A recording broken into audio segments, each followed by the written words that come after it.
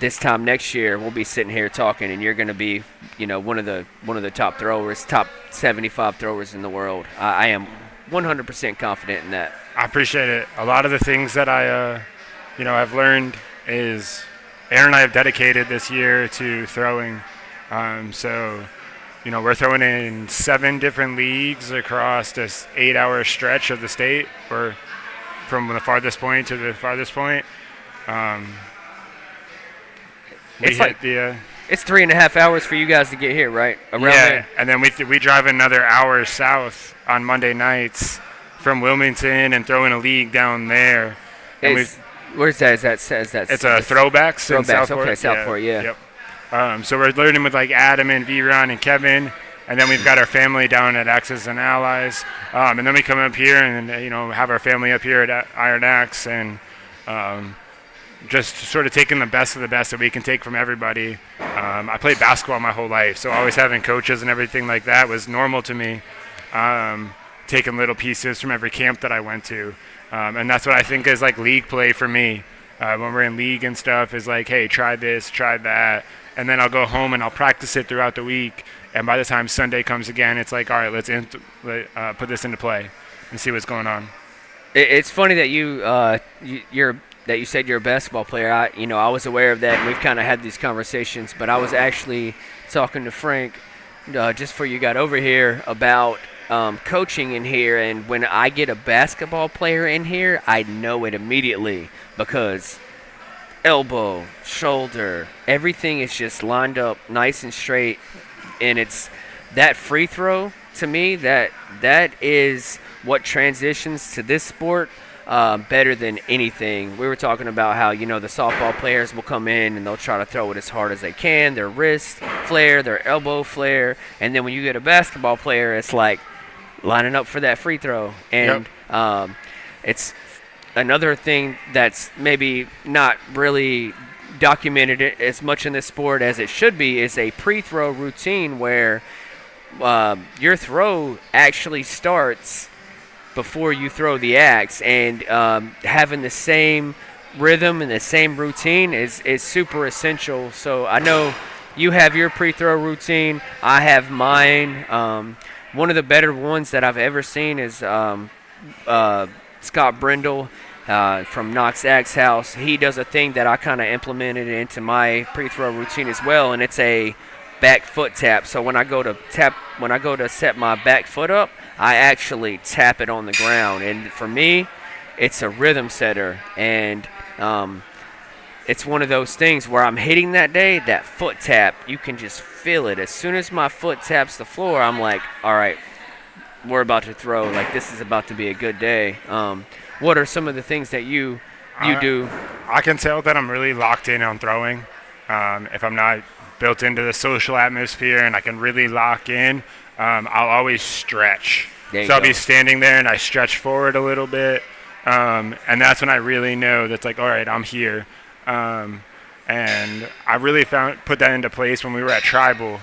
And I walked up to Tribal. It was my first major. I've only been throwing for like maybe 2 or 3 months, or probably 4 months at that time. And I walked in there expecting to go 0-2. And I went up against Josh. I can't remember his last name.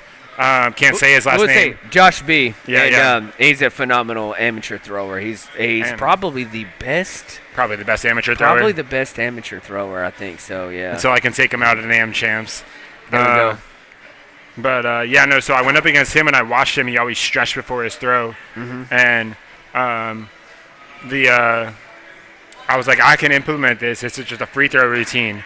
So I started doing a free throw routine, and if you watch me now, everything's the same. But I have to go through, so I'm going to hand you guys off to Garrett. Talk about free throw routines.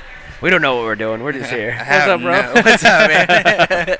Here we are looking at ourselves. Yeah, we're just looking at ourselves. I've never done this before. Are we still on? Is this duels or are we throwing Hatchet now? Yeah, okay. No, we're still in duels. So you got CJ and Aaron throwing against Frank and Jeff. Who are Frank and Jeff are the stepbrothers? Yeah, stepbrothers. they're a phenomenal duels team, Oh, and that's they're a their- lot of fun to throw against too. Oh, a lot of fun to throw against because they just celebrate every throw. They might have a drop, and literally you're gonna see them look at each other and just Dap, be like, yeah. just dap up.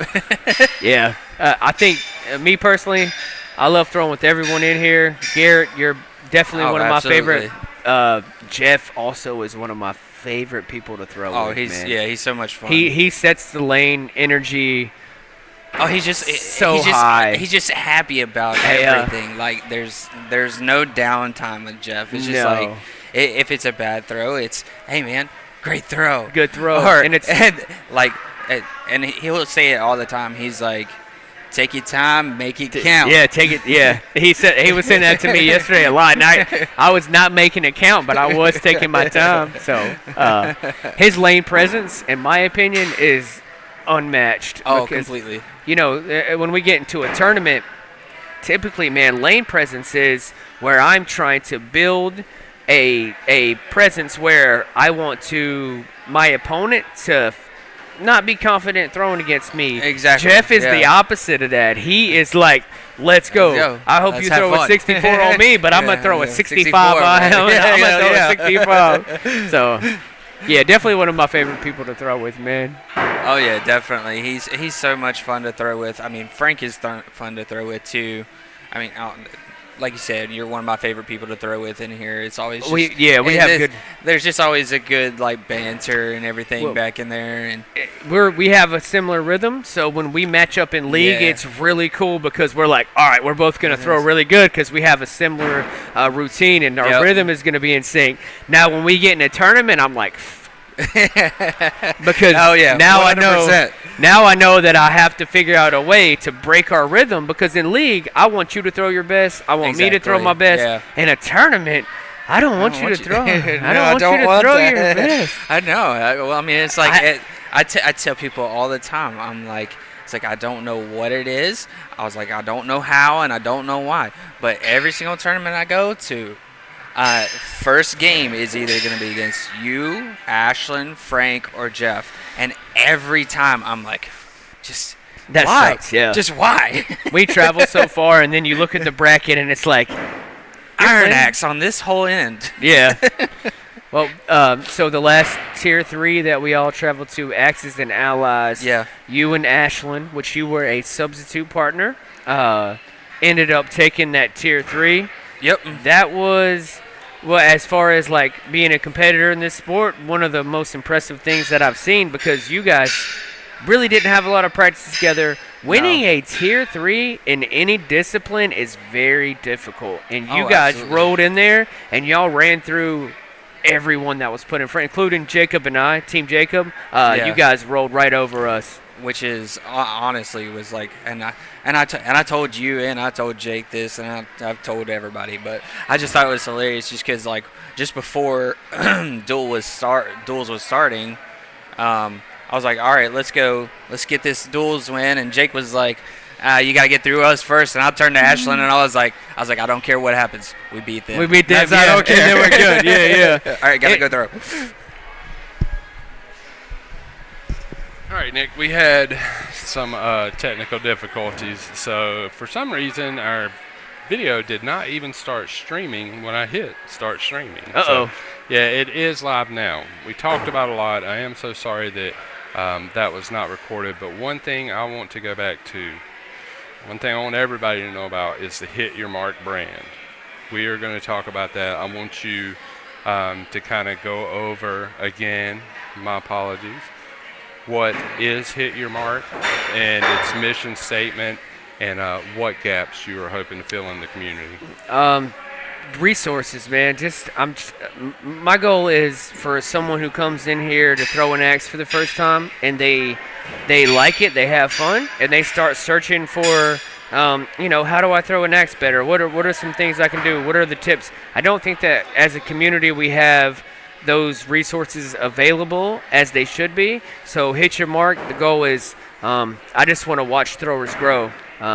It's CJ in here, it's Jeff in here, it's Marguerite in here, just watching these throwers come in, relatively new to the sport, and then get hooked, and then what are I want to provide a space for them to get better, and that that goes to the mental aspect, the technical aspect, the things that a lot of people really don't think about and associate with axe throwing, that we do associate with other sports. Yeah. And we had talked about, the way to become better is to play better people. And when you are on a level such as yourself and Ashlyn and Jeff and all these and top Frank. throwers. Well, but when you're on that level, and if you hold that information and you don't share it, there may be some that you may give somebody 15 tips and 14 of them may not work, but that one may really stick and may really help. And you taking the Hit Your Mark brand, and not only as a physical, visual aspect of a logo out there somewhere, some cool drawings, cool designs, sayings and stuff, but you taking that brand and really saying, okay, I'm here to give you some visual appeal, but I'm also here to help you and to help you grow. I may not be able to, but let's bring in everybody and contribute one little bit to everybody's stroke. Absolutely. It's more about empowering throwers and encouraging throwers than anything else. One thing that I will say about the teaching aspect of this sport, which is critical that I don't think a lot of us think about, is numbers, in my opinion, don't apply when you're learning something. Someone can see something. Some of the best tips that I've gotten are from throwers that technically, if you look at our stats, maybe my stats are better than that thrower. Some of the best information that I've gotten, for one, is from you and Ashlyn. You guys are two of the best as far as breaking down the throw analytically, in my opinion, that I've ever seen. I've watched people come in here that I've personally tried to coach and help, and I watch you and Ashlyn go over there and get those people sticking a lot faster than me. So when it comes to learning, I think having an open mind and not shutting down resources. You guys watch people throw axes every single day, and someone in here that just started throwing axes like CJ could come in and be like, hey man, I'm seeing this, why are you doing this? And then you can learn from anyone, and that's kind of what Hit Your Mark's about, where the goal is to provide resources to help everyone's throw get better. Your throw is your throw. That's the main thing. And you might have a tip for somebody that's not the best tip. Ashlyn might have a tip that hits, and your tip might help the next person. And putting all that information out there, I think we're just kind of like, all this information that all of us have is kind of like bottled up, and and we start talking about throwing axes, and we're like, this information should be available for people. And that's kind of the inspiration behind starting the brand. And in my opinion, this brand will probably never be something where I make money. It's not going to be something that profit is. It's part of my financial situation. I just want it to be a community thing, and I'm hoping to, when you see someone wearing a Hit Your Mark shirt, sweater, whatever it may be, that you're like, okay, this is a competitive thrower. This is a precision thrower. This person takes the sport of blade throwing seriously, and they're a resource for me. I can approach this person in a tournament, and if I have questions, they're going to be willing to answer those questions. That's kind of the goal. That is, you don't hear that. You don't hear that from Nike. You don't hear that from Under Armour. You don't hear that. To know that, like, really that's your mission statement, and those are the people that you want to be selective. Those are the people you want to promote your brand and promote your product, that will just help and just give a tidbit of advice. And if you don't take it, that not be offended, but just knowing that is what it's about. And I've been extremely excited about you getting those videos I've been seeing you put together, as far as your short stories and stuff like that about the breathing. It comes up on my feed every day. I watch them. And just having that somewhere where if I'm somewhere and I'm just having the most horrible day, it's an off day, I can't get anything right, that maybe I can go back through and I can check and I'm like, okay, is my breathing good? Did I stretch? What did I do here? Stuff like that. The one thing that I will say about something like that, if you make it a point of emphasis on anything, you can focus on your breathing, you can focus on what your wrist is doing, you can focus on what your shoulder's doing, your torso. But if you make it a point to put a point of emphasis on any part of your throw, the thing that you're doing is you're not thinking about the rest of your throw. So yeah, that's one of the So for me personally, when it's go time, I don't want to be thinking about anything. Mm-hmm. If I start overthinking, the one thing that I always go to is my wrist. It's like, okay, what is my wrist doing? And this is what I want my wrist to do, and I'm only watching my wrist. And stuff like that can help you as far as getting out of a slump, or if you're having a bad day, just put a point of emphasis on any part of your throw, and then you're not going to be thinking about the rest of your throw. But like I said, the goal for me is when I'm throwing in here in practice, we're analytical, we're breaking stuff down, we're learning. When I'm in here, I'm shooting. I just want to be loose, and I want to throw, and I don't want to be thinking about anything at all whatsoever. One thing you had talked about, you had said cooking. And this was something, when you told me about it, it sounds simple. It sounds like something, but I never would have thought about it, and I'm sure other people wouldn't. Can you tell a little bit about the cooking that you were talking about? So the way that I set my practice up is, like I said, performance first. We go straight into a match. The next thing that I'm going to do is the positive muscle memory reinforcement. And to me, that is the most important part of your practice, because that's where you're building the foundation of your throw. It's super easy to get frustrated and miss a kill shot and then keep throwing at that kill shot. And when you're doing that, you are creating a foundation of negative muscle memory reinforcement. So one of the things that I love to do in practice is I refer to it as cooking. Whatever I'm hitting that day, I'm just going to keep cooking it. So if I'm going left outer bull and it feels good, I'm going to throw at that left outer bull until I miss it. And I think that's the proper way to build a throw. And like I said, it's super easy to get frustrated, especially if we're doing a league or tournament and you miss something, and then you go home that day and you're like, I kept missing it. So you're gonna go. That's really easy to do. In my opinion, the better approach is leave it there. Leave it right there and don't throw that again. If I throw a kill shot in practice and I miss it horribly, I'm going to go to the next target. I'm going to throw a bottom kill. I'm going to throw a right outer bull. I'll come back to that kill shot later and, in hopes that it doesn't feel that terrible again, but I'm not going to keep throwing at it. Yeah, and I've saw that, and I'm one that I'll keep hitting my head against that wall until my head's soft, but that wall is still going to be hard, I promise you. And when you told me about that, it was just like a light switch. Go for it a couple of times. If you're not feeling it today, celebrate yourself. Go for something that and build that muscle memory on that, because every part of your throw is gonna need that. And it's building confidence at the same time. If you can let a bad practice carry over, and you can let that carry over into a bad league or a bad league day, a bad match. When you're doing this sport like we are, and we're throwing, most days, one bad day can carry over into the next day. We talked about it earlier, the domino effect, the quicksand effect, and that's where the mental stuff comes in, and the mental training of, okay, I just had a bad match, I just had a bad throw, move on.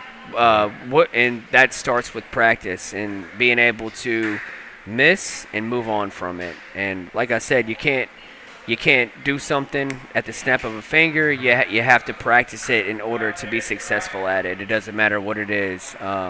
If I see something in your throw and I try to correct it, the chances of you correcting it in that moment are limited. Yeah. But if I see something and you take the time and during that week you put a point of emphasis on that, maybe next week we're doing what we want to do more so.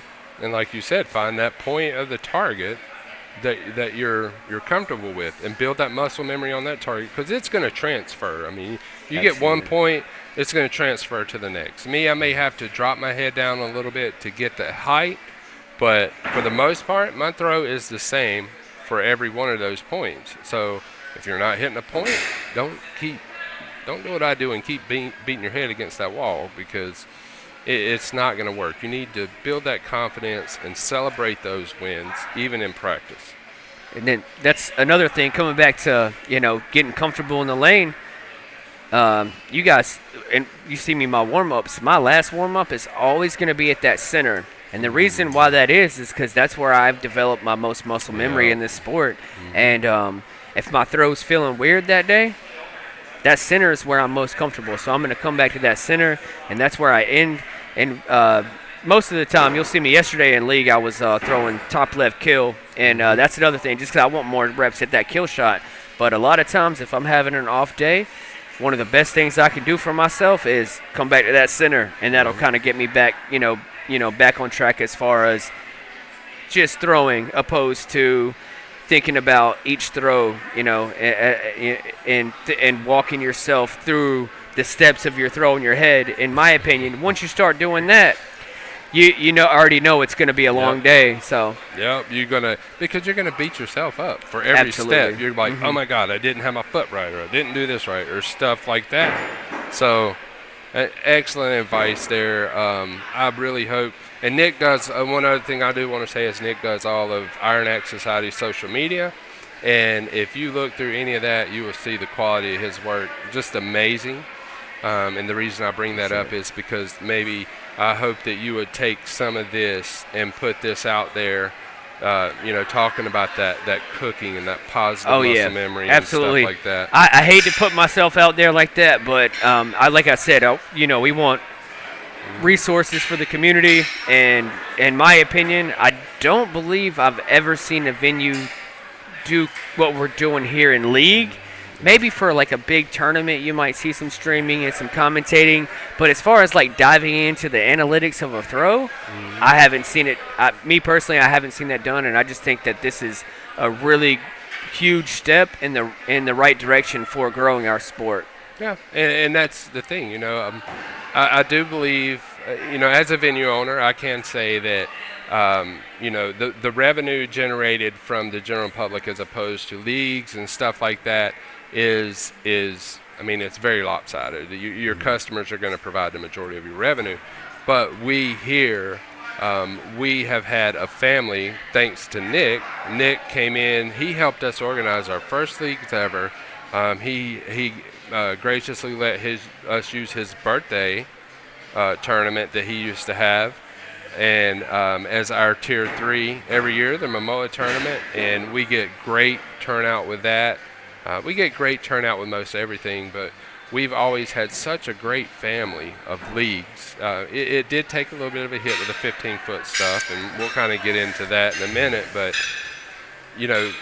we like the sport.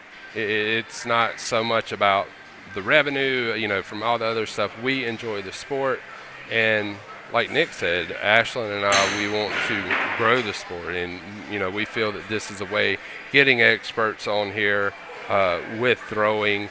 Dr. Andrew Ball, he can explain the mechanics of your body, and stuff like that, but we really want to dive into not so much the niche of the sport, but we want to get into the science and kind of help push that up so that we can go against those tough players, and we can get our ass whooped, and then we can look at that, or maybe talk to them if they're willing to share and get some other stuff, and that'll put us even further. A quarter of a point at our at our level, especially at Nick's level, a quarter of a point average or rating is just huge. It's monumental. It's like losing 500 pounds. Just that little bit. Yeah, looking at the leaderboard, it can be discouraging at times because, that, like you said, those numbers really don't paint the picture the way that it truly is. And if you want to get analytical and start looking at percentages, like the percentage you have, your chances of beating Lucas Johnson, you're probably talking about a .0001 percentage. And if you're looking at, that's it. And that comes back to, okay, when it's time to throw, I'm going to throw, and that mindset. But yeah, I'm with you on all that stuff, and I think the rating has been one of the best things for the sport because, and I still think that there are ways to manipulate the system, definitely, but at least now we have a system where, okay, it's not about your average. We're taking into we're taking all these different factors in, because league, there's so many different ways you can throw league. The one thing that I do say that we would need to improve on is, so thankfully 15 feet is going away, but there would eventually have to be a place where you can analytically factor in that we're throwing from back there, because it's not a factor at all, and we're being rated on. So for those of you who don't know, or maybe watching, or maybe not really even into the aspect of that with it yet, but so you have advanced and you have amateur. So the amateur throw all 10 throws from the 12 foot. The advanced throwers throw 5 from the 12, and then they're backed up to the 15 until the end of this season, hopefully. So with that, our ratings, which is kind of determines on what we get our bids, where we're kind of saw in the community as far as the leaderboard, our ratings are the same as an amateur. So when you look on the leaderboard and you see an amateur with a rating of 650, and you as an advanced thrower, it has a rating of 560, 570, and that 15 foot, like you said, is not factored in or not multiplied or however. And to me, it's two different worlds. It's almost like a different discipline back there. And you might have a really good 12-foot day, and your 15-foot is off. And for me, I've personally never been able to kind of put the two together. I'm either throwing great from 15 that day, or I'm throwing great from 12 that day, and it's never I can never put the two together. And I think, like we're talking about, we're switching axes and we're breaking the rhythm of the game. We do all these things with our pre-throw routine, stretching to try to get ready, and then changing an axe in the middle of a match completely disrupts that. I mean, there's no other way around that. So on that turn, instead of setting up and throwing, we're like, all right, let me grab my 15-footer, and then it's a reset, and it's just it's like almost walking into a different world when you're back there. It's and it's only 5 throws. I mean, you're setting up, you're completely dismantling your throw and going to a backup throw for 5 throws. 5 throws, yeah. And I understand, as advanced players or whatever, you need that extra difficulty, but I really don't think that the sport's ready for that. I don't see a need for that. I see a lot of throwers who may have the inability to get it that far, who are excellent at 12 feet, and just because they don't have the ability to get it that far, they get cut out. It was discouraging seeing a lot of those throwers. I'll use Pops Bob Carlson as an example of somebody that once 15 feet was introduced, he was kind of like, I don't think that I'm capable of throwing it back there. And a lot of that stuff does have weight, because me personally, I developed that golfer's elbow from throwing back there, and with that little extra extension that you need to try to get that full coverage, and that little extra extension has now built into my muscle memory on my 12-foot throw, and now my 12-foot throw is kind of like, all over the place. Under rotating or going left, probably, because you're pushing more to that left. Yeah, Bob Carr. We lost the Dones. That was Sean Daniels really don't care. Sean Carpenter. Chris Rowland. Just around here, it's like the foundation that we kind of had as an axe throwing community was kind of ripped out from underneath us, because all those throwers that we're like looking up to in tournaments, when you're like looking around and you see, okay, Chris Rowland's in here, Ronnie Patterson's in here, Corbin Decker's in here, and you're like, this is like this is what I'm here for. I want to compete with these guys. And now you roll into a tournament and you're like, yeah. Yep. And it's like you said, those are like the OGs for us. Absolutely, For yeah. our area. Those are, and very well respected. They're not just great throwers, they're great people. And just losing that, because of that. And I'm really happy now that, they are listening to the community. And, it's pretty certain now that the 15 will be gone. And I think that is going to be a jump start for this sport to grow once again. I believe so as well. I don't think there's no other way to throw a hatchet. It's 12 feet, and luckily for our league here, we just started rolling again. So our Sunday league right now is pretty deep, and it hasn't been like that for this season or for this year. And I will say that I believe personally that 15 feet played a big part in a lot of our league members, like our longtime league members, not coming back. 100%. So I'm definitely thrilled, and I don't mind throwing back from back there, man. I actually think that it can be fun at times. Most of the time, probably not, but I don't mind it in the aspect of the competition. I just hate what it did for us as a community as far as kind of separating us. I think it should be kind of like a skills thing. You have that at your majors or something like that. It's a little addition or something. It's fun to do, but you're not, like graded on it like a paper in school or something. I believe that WATL didn't anticipate what was going to happen with the recurves. I think that WATL and, the people who rolled 15 foot out there were like, people are just going to throw a 1.5 for the most part. When that recurve first came out, I was like, what is this? And it's like we're throwing boomerangs or we're not really throwing hatchets anymore. Like, what are we doing? But I don't think WATL anticipated or they underestimated the makers in this community like you that have the ability to, manipulate it to where we can actually throw from 15 feet and it's not that far away from our regular throw. So, and I don't know. I was surprised that WATL never came out with anything as far as a 15-foot thrower. That's kind of when I saw, I was like, if they haven't put an axe out, we're halfway through the season. Yep. Maybe they're realizing that this isn't going to be a thing for us, and wish it never happened. But I do think the sport needed to evolve.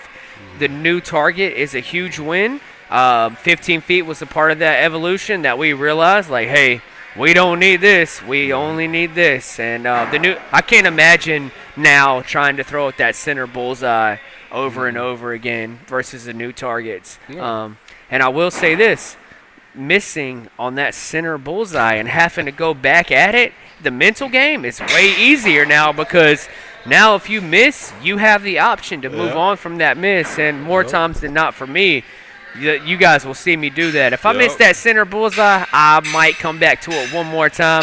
If I miss it again, I'm going out and trying to stay in my rhythm, in my routine. And I take that same path, and we all have our paths that we take. I go center, top left, bottom left. And if it's league, I'm going top left kill, bottom left kill. Everything's on that left side. And if I miss the center, and I go back to the center, I'm breaking my rhythm and I'm breaking my routine. So more times than not, I try to stick to that path that I've kind of carved out for myself. One thing I wanted to ask you if you would share is you got to kind of talking about your routine and stuff like that. So whenever I'm in a tournament, I go outer bowl, top left, bottom left, and then sometimes I'll go center. But especially if I'm in a AM tournament, I'm probably going to go for my outer bowls first because I'm more comfortable with the center, and you're more likely to 4 instead of a 3. But what's your mentality with that? So you guys see me. I'm going center first, and that's just because that's where the foundation of my throw is created. That's my most comfortable throw. That's how I want to start my match. So I throw center first. I try to establish that rhythm versus more if I'm going outer bowl first, it's starting the match with something that I'm not as comfortable with, and that's really all it comes down to for me is my throw was built on that center.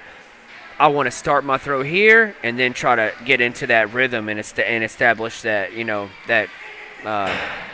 get into that mode of muscle, the right muscle memory. And it can let you know if you're throwing left or throwing right. And again, you have that comfort of hitting that 5 instead of that 3. And it can also, in my opinion, swing and mash, because if we're throwing a tournament and you go outer bull and you miss immediately, even if I hit a 5, you're mentally already thinking, all right, Nick's up 2 points right now. So I don't know. I just like to start, and I know everyone has their, and I don't think there's a wrong way. I think it just comes down to personal preference. And for me, I just want to start strong.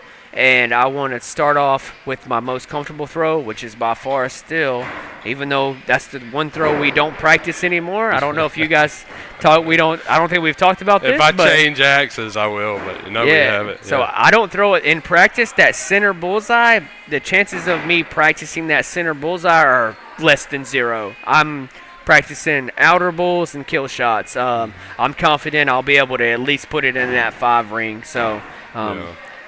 Yeah, and that's me. If I change an axe and I'm just coming in and throwing, a lot of people bring axes in here and be like, hey, try this one. And I know you get that all the time. People want you to throw their axes. They're like, hey, try this. And if I'm doing that, I'll throw it center, just to kind of see where it lands on the board and stuff like that. But yeah, for the most part, with me, especially in league, I'm always throwing left. For my left, it'd be target right. But for me, it's just a lot more comfortable to throw left, and I do my outer bulls and my kills on that side. Yeah, I don't know what it is. I think it's just the way that I offset, but the left side for me. Now, ironically, I will say in duels, I'm throwing to the right of Jacob, so I throw at the right kill shot. And I think it comes down to not overthinking, but I throw better kill shots in duels, and it's probably because I'm just focused on the timing of our throw versus any part of the mechanics of my actual throw. So in duels, I'm probably a much better kill shot thrower on that right side, and like I said, it's just because I'm thinking about our timing versus what I'm doing actually. So, but yeah, the left side that's for me. It feels foreign almost for me from 12 feet to start going to those outer bulls because I go in league center, top left, top kill, bottom kill, all on the left side. So when we get into a tier 3 like next weekend at Armadillo, and I step out there for the first time, I haven't been out there in a while, it's going to be interesting. Yeah, and then you're going like, okay, where am I setting up? Okay, how's this going to look? But I will say this, at times I'm just going to throw it. So I'm not going to – the left side is definitely my comfort zone, but when I get over there on the right, I don't quite have the the same muscle memory and the same spots that I'm looking at on the board. Maybe I'll throw it better on the right side. It just but that's how far you can get into the analytics and the thinking of this sport. And like I said, at the end of the day, the goal would be to not be thinking. And those are the days that we win the tournaments versus the days that we are kind of sitting here early. Yep. So. And I like what you said before. When you get into a tournament or when you get into a real match, that's not the time for thinking. The time for thinking is in your practice, in your league. You're building that muscle memory, and when you get in those tournaments, you remember that tournament? I think it was a league tournament. It was where Ashland played Nick Doan. And, oh, my God, we were here till like 11 o'clock that night. Yep. And Ashland was about to go to sleep just, right before she threw. But, I mean, she could not miss. She was on so hard that night. And, I always tell her, I'm like, throw like you're tired. Because she wasn't thinking about anything. She's just letting her body just do that. just ripping them. That was a marathon. You guys, I think that might have been one of the first Iron Axe marathons where we didn't understand marathons, and we promoted it, and we ended up having like 35 throwers here for a marathon. And in hindsight, I was like, no wonder. But I think that you guys ended up being here super lucky for me. I got bounced out of the tournament almost immediately, but you guys ended up being here super late, finishing that thing off. Yeah, it was. We learned a very valuable lesson on that. And, one thing I'll share we're going to share things with everybody, throwers, venue owners, spectate, whatever. One thing I'll share with venue owners is what we have learned by running our tournaments is keep that B bracket moving. As soon as you can, as soon as that first round of A brackets starts filling up that B, get you some B brackets, start that B bracket and keep that B bracket running. Because, the A brackets are coming to an end, but the B brackets are growing. So try to keep those B brackets running constantly. Your wife, Laura, when we had that Momoa tournament, oh, my God, excellent job with that. That was, in my opinion, and all the tournaments here ran super smoothly now just because of the experience level that we have here with Ashlyn and you and Laura stepping in, and that might have been the smoothest tournament. We did we did every discipline in one day. Yep. I don't think that I haven't heard of another venue doing that. Yep. So maybe we're kind of like in our own category with that. I know typically a tier 3 is split into 2 days. And that was not the case. That was not the case for us, and we ended at a really we ended at like time. 8. Yeah, it was like it was super early. So and we had 20-some throwers, or was it 30-some for Hatchet? And we had quite a few for Big Axe, and we had a bunch of duels teams. We split AM up and advanced. Right. So amateur, we had like 25 amateur throwers, I think, and then advanced Hatchet ended up being like 18 of us, or really close to 20, which is for a tier 3. Imagine all those throwers just being Hatchet, and you're almost at 40 throwers for a tier 3. That's a really solid turnout. That was a great tournament. But again, that's a testament to Laura. Because she was sat right here, and she kept that stuff moving. It was boom, boom, boom, boom. Like you said, by far best tournament I've ever been to, best ran tournament I've ever been to. It was just moving all day long. Yeah, absolutely. It ran better than the backyard version of that tournament that we had for the years leading into that one. So, it was, like I said, and it's easy for us to go to other tournaments and be like, but it comes with experience and it comes with learning, and I think that we went through those things here as well. And 100%. And there was nobody out. There were no resources out there. No, absolutely. Nobody's telling us, hey, keep this doing or do this different or this right here. Don't invite 35 people to a marathon and have a tournament. Yeah, that's kind of And it was a double elimination. Oh my God. Mm-hmm. But it's like you said with the hit your mark stuff. It's getting that stuff out there, getting the resources so that people know what's going on and know how to do these things. It's not only about throwing. You have tons of things that go on in the background. Marking, having enough boards marked for one thing. Just stuff like that.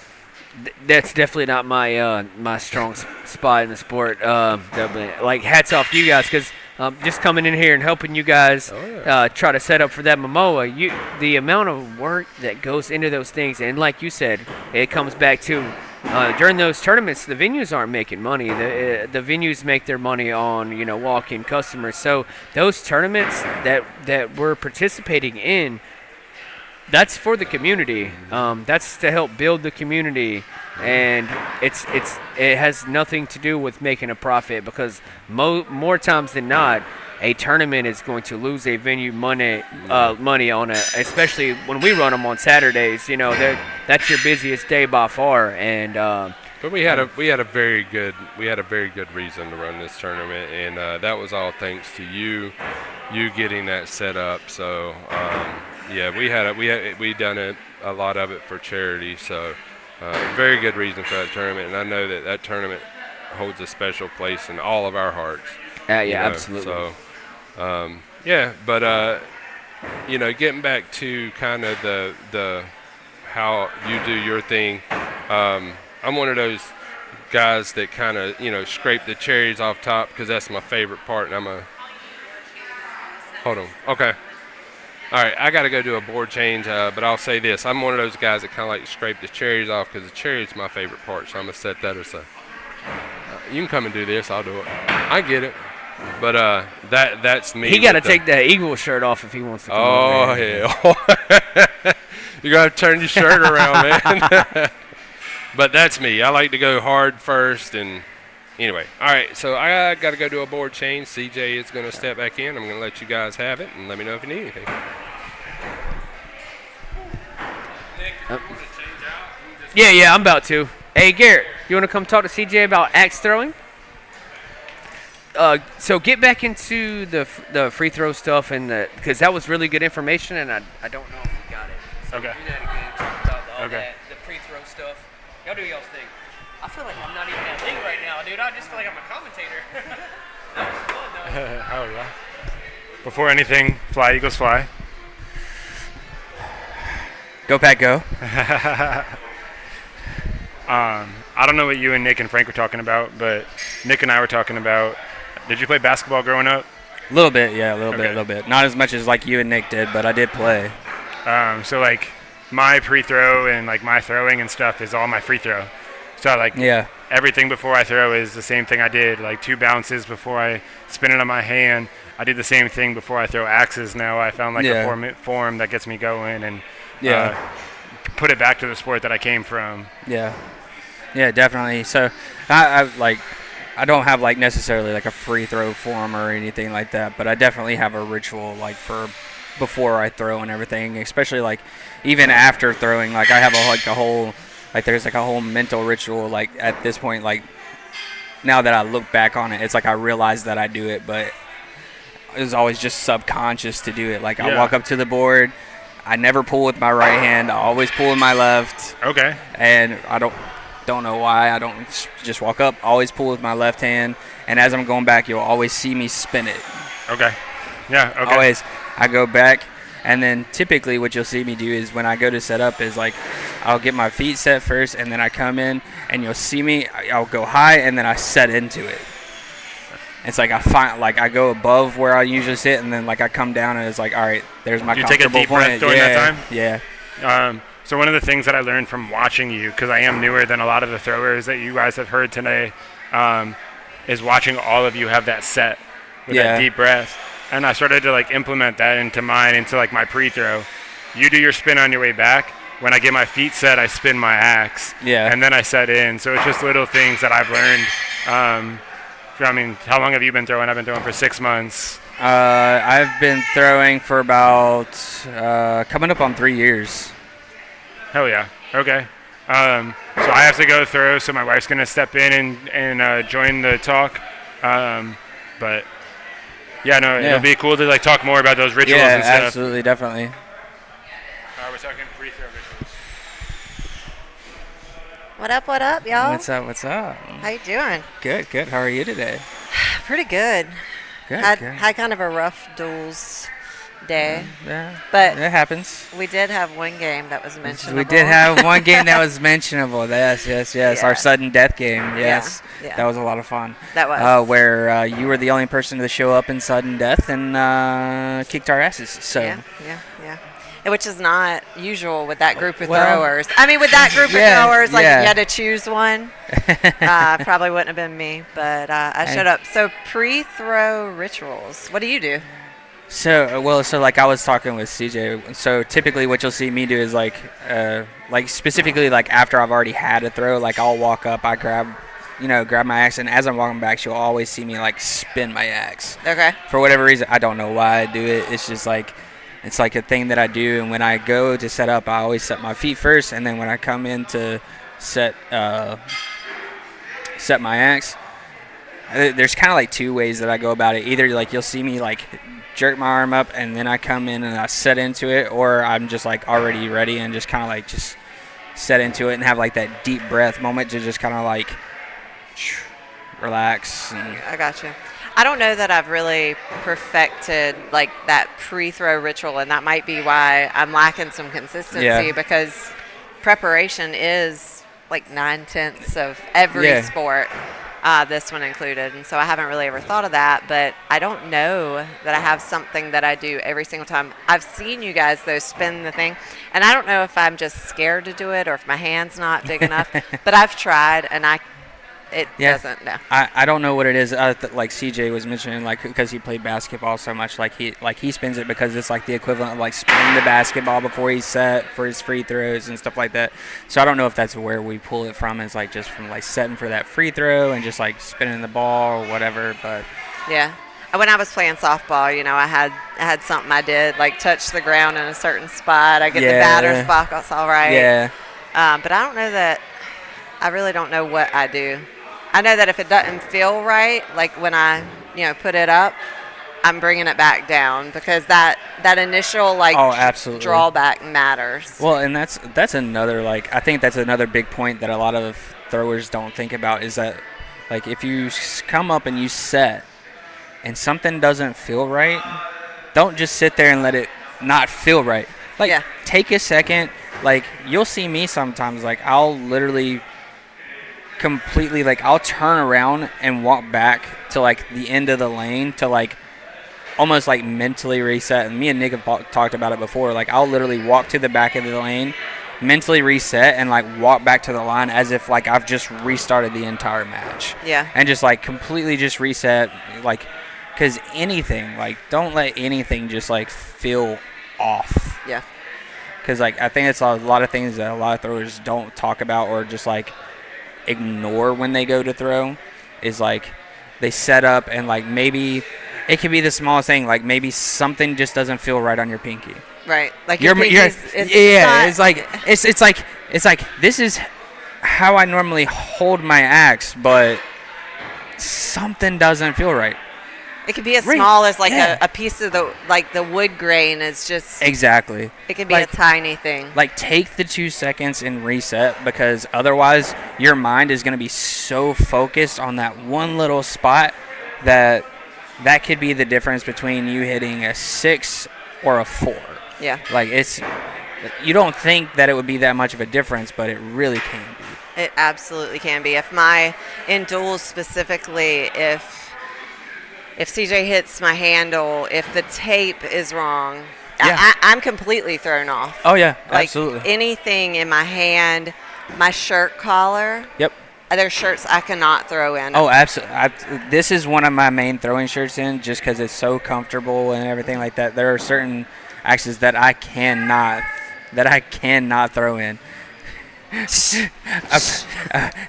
Ashlyn has just yelled "grr," and I'm not sure if that means me or if that means you.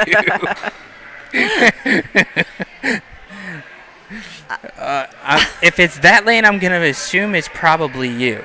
All just right. because that's not one of the 15-foot lanes. All right. I'm gonna leave you on your own. Shoes is the other big thing, though. Shoes. Definitely. Everybody has a different. Mm-hmm. It's different for everybody, but tight lace shoes. For whatever reason, when I wear my Hey Dudes, because we're driving in from a ways, those looser shoes I always regret because it just doesn't feel the same. Oh no, definitely. Yeah. There's definitely different shoes for everybody. Yep. All right, I'll come back and see y'all. Who's up?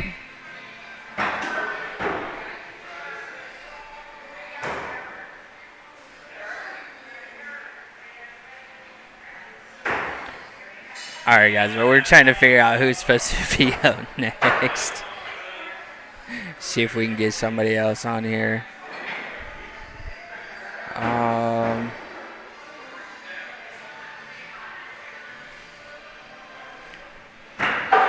Hey, Nick.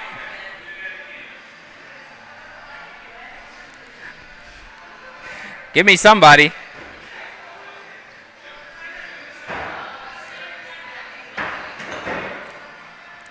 Hey, found somebody. Yay, I'm no longer alone. What's up, bud? What's up? I yelled nerd across. Nerd? Oh, Nerd. I looked at her and I was like, all I heard was grr, and I'm like, I don't know if she's talking about you or if she's talking about me. No, I called you a nerd. Well, that's It's a pretty accurate statement. So I thought so too. yeah. So what are we doing? Been talking about pre-throw rituals, like just like or like resetting and like different things, or like how shoes, like everybody has like a different type of shoe they like to wear, and just like the nuances of axe throwing, just like the things that most people don't think that would affect your throw, but do. Oh yeah. I mean, I don't understand how a lot of people wear Crocs or like really like loose slip-on shoes. Colby Dean. The Crocs of shame. And the Crocs of shame. And I can't. I have bruises on my feet from how tight that I keep my shoes. Really? Mm-hmm. See, I used to be like that where I liked a tighter shoe, but now like I like something that's just a flat shoe, so that's where I always wear Vans, and I keep them looser. I don't know why. No, and I think it's mainly because like I use more of my body to get the axe down the lane, and so having a shoe where I'm gonna slide out of it, like that really affects me. Oh, definitely. But I have two sets. I mean, I've got shoes where I just walk around in them, and then I change into ones that have a little bit of a lift on the left side, and that helps me. But no, I mean, if I had looser shoes, as soon as I would go to throw, it would be like, yeah, just kick it right out. Oh yeah. I'd say like one of the biggest things that people don't really focus on is their breathing. Yeah. Yep. So I had physical therapy this morning, and I was all jammed up from the marathon yesterday, and then he worked on Frank for a minute, and after he dry needled him, he told him to take a deep breath, and it was like he could expand his lungs, and he didn't even realize that it was that messed up. And I think that's a lot of throwers don't realize that you're not able to fully open your chest, and it's because of how much throwing that we do. These muscles start to like really build up, and it affects everything. Like if your breathing is off during a throw, you're going to throw one way. If you're breathing, like if you're throwing on your inhale versus your exhale, like that affects it a lot too. Oh yeah, definitely. Because we've talked about that numerous times, and between us, Nick, Frank, we've all talked about like the importance of just like taking that breath. So like I've always definitely incorporated, like I always come up and then I set into it, and so like that right there is like it's like my exhale, and it's like and then I can throw. It's like that's just like how I can set and know, okay, cool, I'm set, and that breath allows you to like relax your body and not be like super tense, because again, the nuanced little things, being tense like that's going to force you to either overthink it and throw out wide or throw too far in. Well, if you think, like with your throw, so if you're taking that nice setup and you're here and then you're going to throw and you haven't exhaled, your shoulder's already higher. So as you throw, your throw is going to be higher. It's going to put a huge strain here. So that's why taking that, like, exhale. Yeah, that allows you to relax that shoulder. I mean, I'm also a firm believer in, like, belly breaths. Yeah.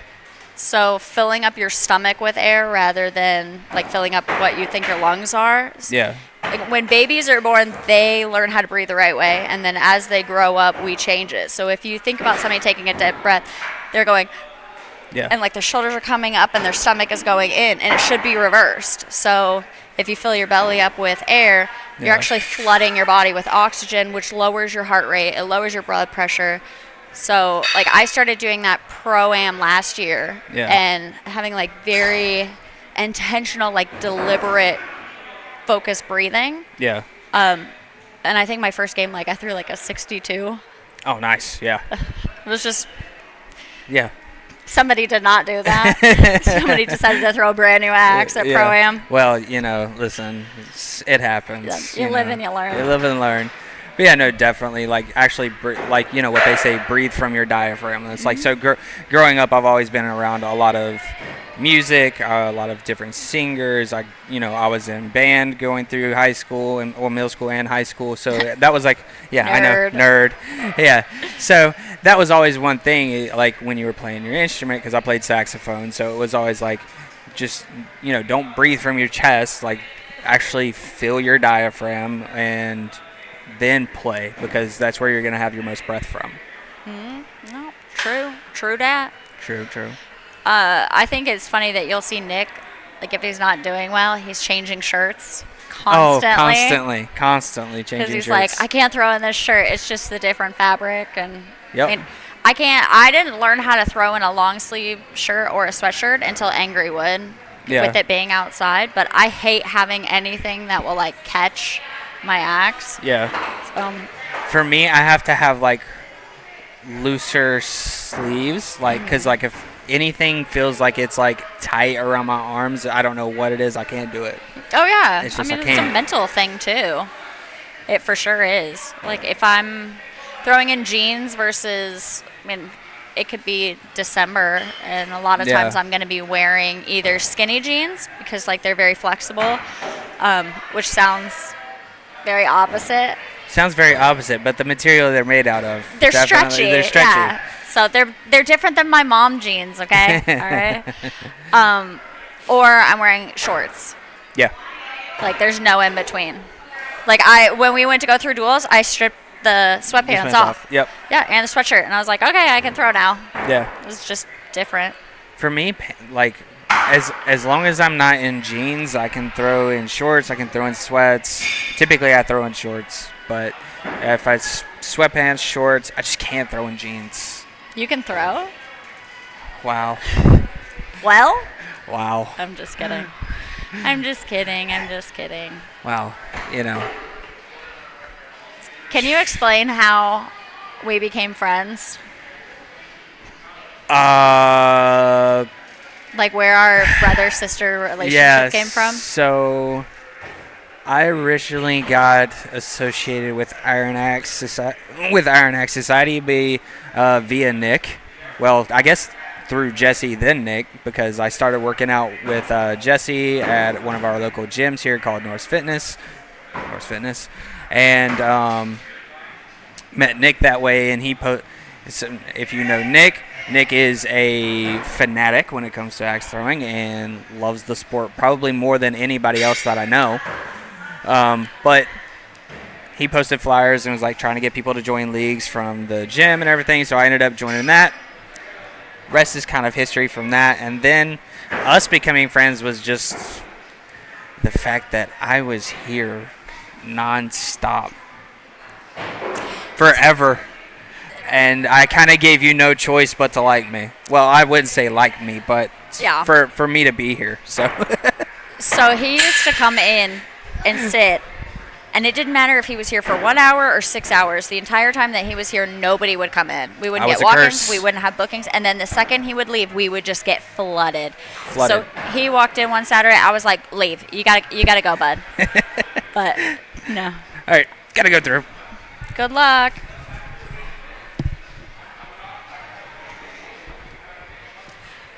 What's up, bud?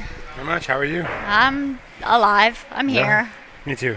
My body hurts. Mine too.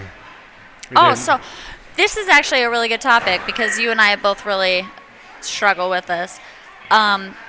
So I developed my throw because of a torn rotator cuff, and so I was really limited with what I was able to do. I had surgery. I was back. I was feeling better, and then 15-foot came in, and it's created so many more problems for me. You have had shoulder problems. Yeah, I have a pinched nerve. And, Frank figured it out. He had popped the nerve when he was running my back. how did that feel? Fantastic. Yeah? Yeah, Mhm. yeah. Real, like. Did you cry a little? A little bit of tears rolled Yeah. into my eyes. I feel that. I feel that. But I used to throw before Momoa, and I saw you guys throw, and I learned the sport more. I threw hammer grip, arm up, and it killed me. And then I started seeing you guys throw, and I was like, I can get it down here. And I had to mimic it until I actually had conversations with you guys, and I taught myself how to do that so I had less pain so I could continue to grow in the sport. Mm-hmm. But I watched you guys throw, and I was like, well, they're beating all of the venue that I knew. I'm going to mimic this, which is why my wife and I came here to learn and join this community. And but Momoa showed me, like, it's not always, most of the top throwers don't throw hammer grip, arm up. Arm all the way up. Yeah. Yeah, so what we found is, like, anytime that you have to bring the axe back, or if you don't have something that you're using for, like, a scope, or, you know, like, that's your sight or whatever it is, that you're never going to be as accurate. Yeah. So, like, how I hold, I'm looking down my handle at my pinky. That's what I'm using to line everything up with. I use the outside of my thumb. Yeah. All right, so here's the real question. When you are using that, are you looking at the target and so your finger is blurry, or are you looking at your finger and so the board is blurry? I look at my thumb and the board is blurry, and I put my thumb over it, and then I throw. So you and I are the same. Everybody else looks at the board and then lines it up so that way their hand is blurry. And to me, I'm like, well, if I'm lining it up here, as I go to throw, that's changing. The board doesn't. So if I look at this, and that's the last thing that I see, and then I'm able to adjust, I'm going to be more accurate than lining it up, and then whatever my sight is changing. Yes. And not focusing on that. So my thumb is the last thing that flicks out. So the way that I hold it, my thumb is the last thing that leaves the bullseye. So if I can run my thumb down that bullseye the whole way, I know I'm good. Same. But I also mimicked a lot. That first tournament I came to, I watched you throw, and you were on that day. You were crispy in some 6s and 8s. And I was like, okay, I can mimic this. Because you had opened up that day about your shoulder issues. And I was like, oh, common thing. Let me find her throw, and I can work my way through. Because, like, this is about peak lift of my arm. It's about, 90 degrees is all I can do. Yeah. And you didn't come up to 90 degrees. So I was like, I had to mimic. And then we found you out as like a person, and you and Frank as a person, and Aaron. I fell in love with the sport more off of growing with you guys. But it was like I can mimic that throw with no pain. Yeah, that. And I mean, when I had first started throwing, I didn't really know anybody in the community that well, where I felt like I could reach out to them and talk to them. So I like to say that I ran 3 miles in a circle rather than a half a mile straight. It was like I was trying so many different things, and he has countless videos of me trying to do different things. And then when Lauren came into the sport, my duels partner, we had I had like a nice foundation, but then we really kind of learned and fine-tuned things together and saw like what worked, what didn't. And then we just kind of became more obsessed with it and like more involved in the community, and now it's just you can reach out to anybody and ask them questions. But I was always really scared that people were going to do the same thing that I did, and so that's why I've always been really open and vocal about, if you have any questions, like reach out. Like I can have a conversation with a paper bag. It's all cool. So I just know how bad shoulder injuries hurt and how much that they suck, and I know the pain of like dislocating it whenever you go to throw. And so if there's anything that one of us can do to help prevent that kind of pain, then we're all about it. It's weird. So I come here, Frank readjusts my shoulder every time I come. And I throw worse because I'm like, oh, that pain's not there. I'm not supposed to be releasing yet. So it's almost to the point that my throw has come, like when the pain hits and I release. And when I don't have it here, I'm like, oh, wait, this is how everyone else throws. Mm-hmm. Yep. And I have to relearn, and my pain level's here, I release. I have to learn, like, I just release right here. Mm-hmm. Yeah. No, marathons are always really tough in anything. So if, like yesterday, I'd gotten probably halfway through the marathon, and then I started having a lot of pain, and so I started throwing to the left a lot. And he was throwing in matches, and so he couldn't reset me, and so I had to adapt and, like, adjust my throw to fit it. After he reset it, whenever I went to go throw, I was throwing off to the right, and it took me a game to realize, okay, all right, this is, because I had started setting up with my shoulder too far forward, and so it took a little bit of time to adjust, but big axe is the same. Like, what I start with big axe in the marathon versus what I end are two very different throws. Yeah. Oh. Big axe to me is, can I get through the first game with no pain? Mm-hmm. And if I can get through the first game, I'm like, all right, this might be a good big axe day. But not here, but at another venue, it was my second throw in warm-ups, and my shoulder popped. And I went, all right, here we go. We're just going to have fun with this one today because there was no accuracy. I couldn't get my elbow up high enough to throw. And if I threw it high or I thought I was throwing high, I was hitting a 6. If I threw it like I thought I should have been, it was like a 2 or a 3 is because that's where I should have been, but my elbow wasn't high enough to maintain the axe. Yeah. And it was just like a weird thing of what every sport has that moment of fatigue or injury, and you're playing through it. Like I'm an Eagles fan, so like Saquon Barkley is going through that knee injury. He's gonna have to play through that. It's the same thing for a thrower with your shoulder. Like, hey, you're throwing through this. Like, you're out here representing, but you're in pain, and you're having to figure out, like, ooh, I can't do that lower kill because it hurts too much to go that way. So I have to play off. Where else am I gonna go? Or that outer bull, left outer, lower bull, I can't get there. So you have to reset your stuff, and that's what I've learned from playing basketball most of my life is like set up like your free throw. These are where your injuries are, and you have to learn how to maneuver that. Oh, absolutely. I mean, Garrett and I, we finished our duels today, and our first 2 games, I was going for upper kills, and I couldn't hit them. I just kept turning to the left. And then our last 2, I started going for bottom, and it was, I mean, I could get it straight. I can get it to where I needed to go, but it was the same thing where you have that full extension, and then that's when it starts pulling over. So, no, Yeah. I mean, you're spot on. Have you do you stretch or do anything before you start throwing to get those muscles warmed up, or you just throw cold? So I am very new to the sport. So for most of my career, I have thrown cold. Recently, nursing an injury and everything, I've learned to do warm-up stuff with my arm. I also do a lot of warm-up with my lower body, which most people in axe throwing probably don't think that we're standing still. There's not a lot of lower body in that. And I've learned that if I don't stand properly, I put more strain on my shoulder.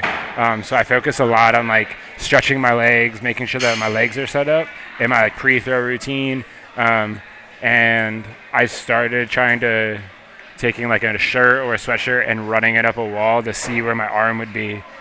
So I knew if like, hey, I have to readjust off rip, throw 1, game 1, I have to change up right away from what I know to throw. Or if I can go a little while off of the throw I want to throw before I have to start changing. And it's all about where my arm can go up on that wall. So one good thing that one good stretch that I do, I'll have an axe, make sure that it's covered, have your sheath on, and you just start with like your hand down low, and then you just start swinging, and then you come back. And when, especially with shoulders, when you first start, you're going to be able to come here, like with your back. But as you like really start to work it up and it starts to get looser, you'll be able to come up more and you'll have more range of motion. But I started doing that, and that's really, it helps a lot. Yeah, I could definitely see that with that range of motion, having to come back and come with that. It just hurts a lot to go back. So I normally don't tend to, I probably should, but I normally don't tend to go to pain first. And I'm like, let me just see where the pain is, and I can manipulate around that instead of trying to like work my way through that pain off rip and seeing if I can stretch it out. More for longevity for me. You've thrown deep in tournaments, you've thrown marathons, I haven't. So that probably will help me go farther of like knowing, okay, I'm stretched out now. But for me, it's like, let me survive as long as I can, and I want to be perfect until then. And when you saw me at Tribal, you were actually the judge when I threw my best game ever. I was in dire pain, like grabbing my shirt, biting on it after I threw to try to get through that. And then the next game, I had nothing left. The shoulder was shot. Aaron actually went to the car and put my shoulder back in place after that match because I completely popped out. And we hadn't talked to you and Frank about that stuff, so it was just okay, this is where my tournament ends, and I didn't know the stretches or anything like that to continue to go. So to me, when the sport for me has been when my shoulder pops, my game pops. Yeah, and I think that's the worst thing is like your body giving out on you before you're ready to. So just kind of learning how to build up your endurance and stay in longer. Another really good stretch that like I try and do is I'll just take an axe and I'll start with my elbow kind of like at 90 degrees, and then you just start to do this, and just at first it sucks, I'm not gonna lie. Like, you don't have as much control going down, coming up you're like really shaky, so you don't have to do it with an axe or like with a house axe, but just trying to do it with something like lighter and just starting to get that range of motion, just getting the muscles warmed up. But I remember one time my physical therapist, Andrew, I wanted to kill him that day. He made me do what's called zombie crawls. So I was in here. What is that? It was bad. I was in here and I was going in between lanes and I had to be on my stomach. My legs, I couldn't use them at all. And then I had to like walk with just my arms. I look like a seal. I couldn't even get halfway through the lane before I was like, I am dying right now. And he's like, yep, you have to like build up to that. So, and everybody likes to say, like, you know, with PT, they go in, you know, I get dry needled and then he gives me stretches. And when I first started, I was like, I'm not going to do these, you know. I'm going to get him to like release this and I'm going to be solid after. But it's all about the work that you do outside of it. Whenever he comes in, he can tell. If you did your stretches or did your workouts. Yeah. And so he's like, you know, it's not like some of the muscles like down here. He's like, I can tell that you're building them. I like to call it being farm strong. Yes. Not like weightlifting strong, farm strong. Yeah. But he's like, you know, these ones aren't as tight. They're not as easy to find because they're not huge anymore. He's like, this one, it's just so, because I throw for so many hours a week, he's like, it's just inevitable. Like, I'm always going to have to come in and do maintenance and whatnot on it. But it's all about the work that you do outside. Yeah. I found a lot of it, too, is like your technique. And when I say that is, we come here and I could interview 10 different throwers and just ask them to stand how they throw. And I could go to Armadillo, and they're all going to be different. I go to Axis and Allies, they're all going to be different. But everyone has their different, unique thing that people struggle with on, like, this is when I fatigue out. Mm-hmm. Which is a sport, right? Everyone got trained a little bit different, learned a little bit different. And when it comes to, I always bring everything back to basketball because that's where I grew up, is your free throw is yours, but everyone has to do the exact same thing. We all want to hit that six. We all want to hit that kill shot. What is your free throw routine? How much do you practice that? What is your rehabilitation? Because none of us are young anymore. I mean, we're not 14, 10, learning to throw, 18, hitting that free throw. We're, mid-20s and up. Mm-hmm. So some of us have past injuries haunting us also. I feel like I'm 100 years old. Same. Everybody jokes and they're like, I'm like, no, I feel like I'm dying. But like I see little man in the lane right here and he's got his two hand down, which makes me happy because I watched in Tribal, we had the Hagen,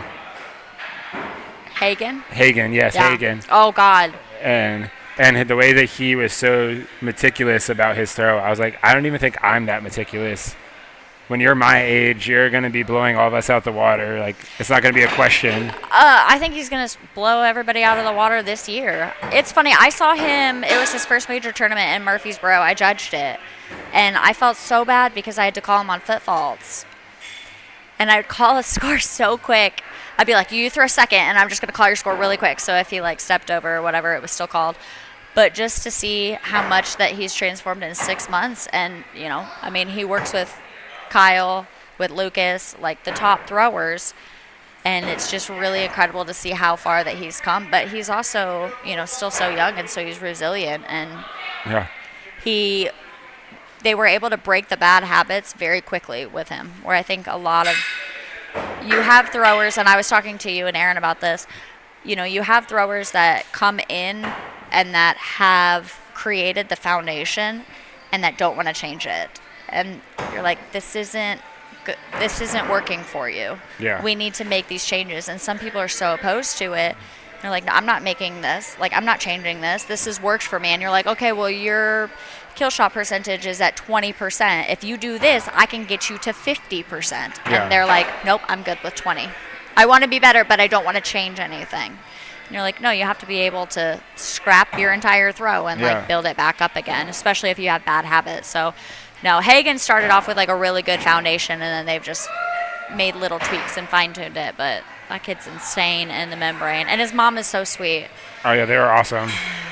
When he knocked me out of Tribal, I put my head down. He's the one that I blew my shoulder out on, and I couldn't throw anymore. And I was like, everything I could, like every muscle in my body felt like it was going into that axe just to get it to the board. And he was like, he hit me with a joke, and it was like, it's okay, old man. And I was like, oh, damn. Thank you. Thanks so And much. he smiled, and he 100% laughed about it, but it was just cool to like, Yeah. it's okay, old man. And I was like, ah. Thanks. But it's wild too, because like Aaron and I played basketball, Aaron played softball. And you would think like a lot of people that played sports their whole life would be super egotistical about how they throw something. And I think one of the great things is like you've played sports before, you know, like, hey, they're better than you, shut up and listen and recorrect. Yeah. And I think that's one of the things that like has allowed me to evolve so much in my 6 months of throwing is that I went to Axis and Ellie's and I learned how to throw, came here to the Momoa tournament and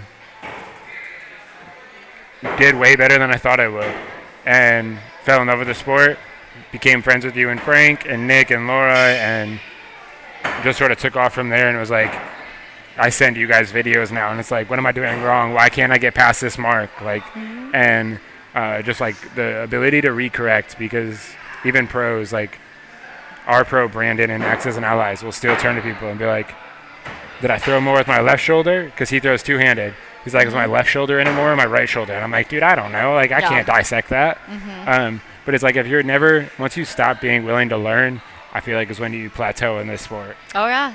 Well, I mean, I think you have some people that just have that type of brain where they can see it and know exactly what you're doing wrong. So here, and he doesn't throw anymore, Corbin Decker. Heard his name a lot. Oh, my God. My sweet little baby Corbin. I love him with everything I have.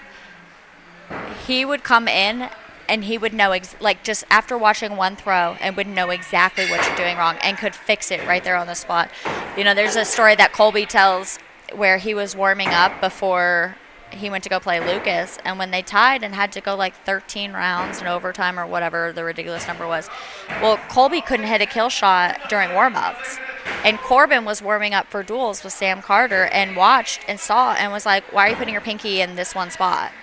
And so Colby changed it and then went on to win that set between him and Lucas. Like because of the kill shot. Yeah. It was just Corbin watched him and was like, you're doing this different. Yeah. You're like, Corbin, Yeah. I tell him all the time, I'm like, I just want to steal your brain for 5 minutes. And he's like, you would give it back after 2. Like, that's all I need. Not to like make a thing of that, but the way you talk about Corbin is the way that I speak of like you and Frank. So when we were at Tribal, and I've thrown that first match, you were the judge, Frank was standing behind me, and I threw a 22. And I was like, hey, here we go, it's the end. And Frank just turned to me and went, with a hard, deep breath. Like everyone knew that symbol was like, take a deep breath. And before every throw, I held my axe high and I deep breathed into my throw. And then I threw the best score ever that I had personally thrown. And it was like it really was that simple. Like I just didn't breathe. Yeah. And like little things that you can't pick up when you're in lane and you're focused on, shit, they got a 6, I got a 4, I'm down 2, oh, now I'm down 3. And now you're focusing on the score and you're not focusing on what is my throw. And one of the things that I love about the sport is you might be sitting next to me, but I throw against myself. It is until my mental breaks that your score matters, or until throw 10 or 9 when I have to go for a kill shot. Yep. But like 1 through 8 is like, if I don't focus on what you do and I just focus on what my best 1 through 8 throw is, I have a better chance to win than if I let everything go out the water because you had a 6 and I had a 3. Oh, yeah. No, so I think throwing in league versus throwing in tournaments are very different. I mean, you've seen me throw in both, but in leagues, you know, I'm laughing and joking and like I'll look at the other person's board and be like, nice. In a tournament, I don't look at their board at all. I look at mine, I throw, I go, I grab my axe, I'm walking back to the line with my head down, and then I turn around, and the first time that I look back up is I'm looking at what I'm aiming at. And then I throw. I never know what the score is. I never ask for it until throw 9. But it doesn't matter. It doesn't matter what they're doing. You have to go into every match assuming that they're going to throw a 64. And then that helps so much. But I always say, you know, if you threw a 3, like that was your last throw, not your next throw. And so you have to be able to let that 3 go. And, you know, Ryan Smith in his book, Genius, we always give his brother David a hard time. He throws in our legs. We're like, did you read his book? Because you're not listening to it. Where he says, give each throw the same level of respect. It's if you're focused more on the throw that you did before, you're not giving that throw the same amount of respect that you did. You're taking away from it. And so then that's when you're going to make a dumb mistake, and then you're never going to be able to get through it. Yeah. So just not even asking what the score is until throw 9. And then that determines if you're going to go for a kill or not. Yeah. And then never letting any doubt come into your mind. So if you have to go for a kill, don't say, well, what if I miss this? It's, I'm going to smack this. Oh, yeah. And then you just go up and you do it. My favorite, similar to you and Frank, you know, married couple in the throws, we throw duels together, and she'll be like, are you sure you can hit that? I'm like, watch. And when she says, hey, you got this, I miss every time. Yep. But when she says, are you sure? And I say yes, a different level of focus hits when I hit that kill shot, because it's like, oh, you're questioning that I can do this, watch. Yep. But when it's like, hey, you got this, no problem. It's like, oh, I didn't do my setup right, I didn't take my deep breath, or something went wrong in my throw because I wasn't hyper-focused to hit it. Yeah. And another one for me is like, you told us that one time, and before we go and throw, now we're sitting over here, she's sitting over there, about to start throwing. But normally at Axis or at a tournament, or if we were not talking on the channel today, I would have said, next throw, last throw, don't matter. Give this a throw that is respect it needs. And that's just because what you said is that book that you had read, and it's like, so we have like adapted that to the relationship. Before the next person goes to throw, if it's her or it's me, we say that to each other. Mm-hmm. It's like, hey, the next and the last don't matter. Give the throw it the respect it deserves. Yeah. I mean, it's huge. And you can tell throwers that can versus throwers that can't. You know, when we first started throwing, both of us we can be very emotional throwers, and we can get really upset. And being able to like work through it, like that's what separates good throwers versus amazing throwers, is that they don't beat themselves. Yeah, it does. It's wild to watch, and I say it, and Axis and Allies has it too. But like, you guys have a specific group that we can watch and see it. But like you, Garrett, Frank, Nick, Jeff, like you guys are just sort of just nonchalantly in your lane, and there's probably way more going on in your minds about your game. But like your lane presence is like, I'm chilling, I'm good. Mm-hmm. And I don't know if you guys think about it a lot, but I do, is control the lane. Mm-hmm. When you're throwing against someone, you have to control the lane.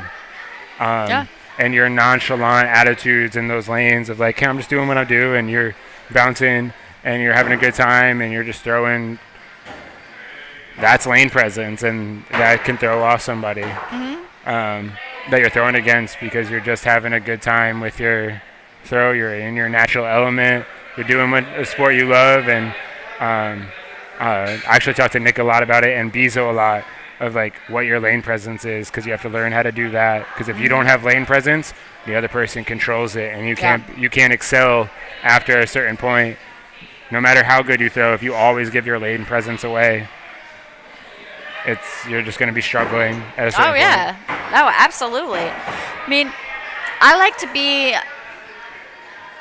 to, you know, have fun, relax, whatever. If I don't know my opponent in a tournament, I'll go up and shake their hand and introduce myself, you know, wish them luck or whatever.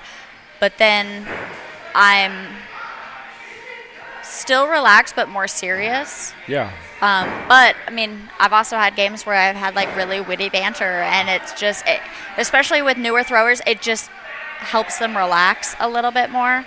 But, I mean, you look at Garrett and I at Axes and Allies, we had to throw against each other. And first game, we switched axes. Second game, we did spicy dice. And then third game, we actually took seriously. But for people that were watching it, it was like, what are these idiots doing? Yeah. But it just was like, okay, if they're not going to take it super seriously, like if they're just going to have kind of like a fun attitude, like I can too. And so then people aren't really stressed and nervous and tense or whatever. It's like, oh, okay, we can have fun. Yeah. Colby always says, walk in like you've been there before. But if you watch him, it doesn't matter if he hits or he misses a kill shot. He acts the exact same every time. And it's because he typically throws first. And you can always tell, like Frank or Jeff, they're really big. They take up a lot of room. And you can tell if they hit or if they miss their kills. Well, if I have to hit a kill and he missed, I can see it just out of my peripheral vision. And so then it can either take away, stress or anxiety, whatever it is. But with Colby, you never know. He doesn't give his opponent anything. And so unless they're looking away from their board to see if he hit or not, which, your top throwers aren't doing. Yeah. But he doesn't give anything away in his body language. And so his lane presence, he's a very fast thrower. He's a great guy. Throwing in a lane, he's not going to talk to you. And you're going to be like, are you mad at me? Yeah. Are we still friends? Circle yes or no. No, he's great. Like he'll make like little jokes that nobody can see or hear, and you're like, okay. But he just looks. The only 2 pictures that I have of him where he's smiling are when I'm picking his nose. But his lane presence, like it comes off as very almost like intimidating. Yeah. But I mean, if you talk to him outside, like the nicest guy. He's like, I like to call him our son. So it's weird that you have that. So Brandon is the most from Access and Allies. He in lane. I almost hinder him sometimes because he wants the person to fall in love with the sport too, and he'll go for kill shots or throw his axe on the ground. And I talked to him recently about it, and I'm like, dude, you probably threw away your pro spot because a new thrower will be next to you, and you'll just drop your axe to keep the game close so they have confidence inside of that score. Yeah.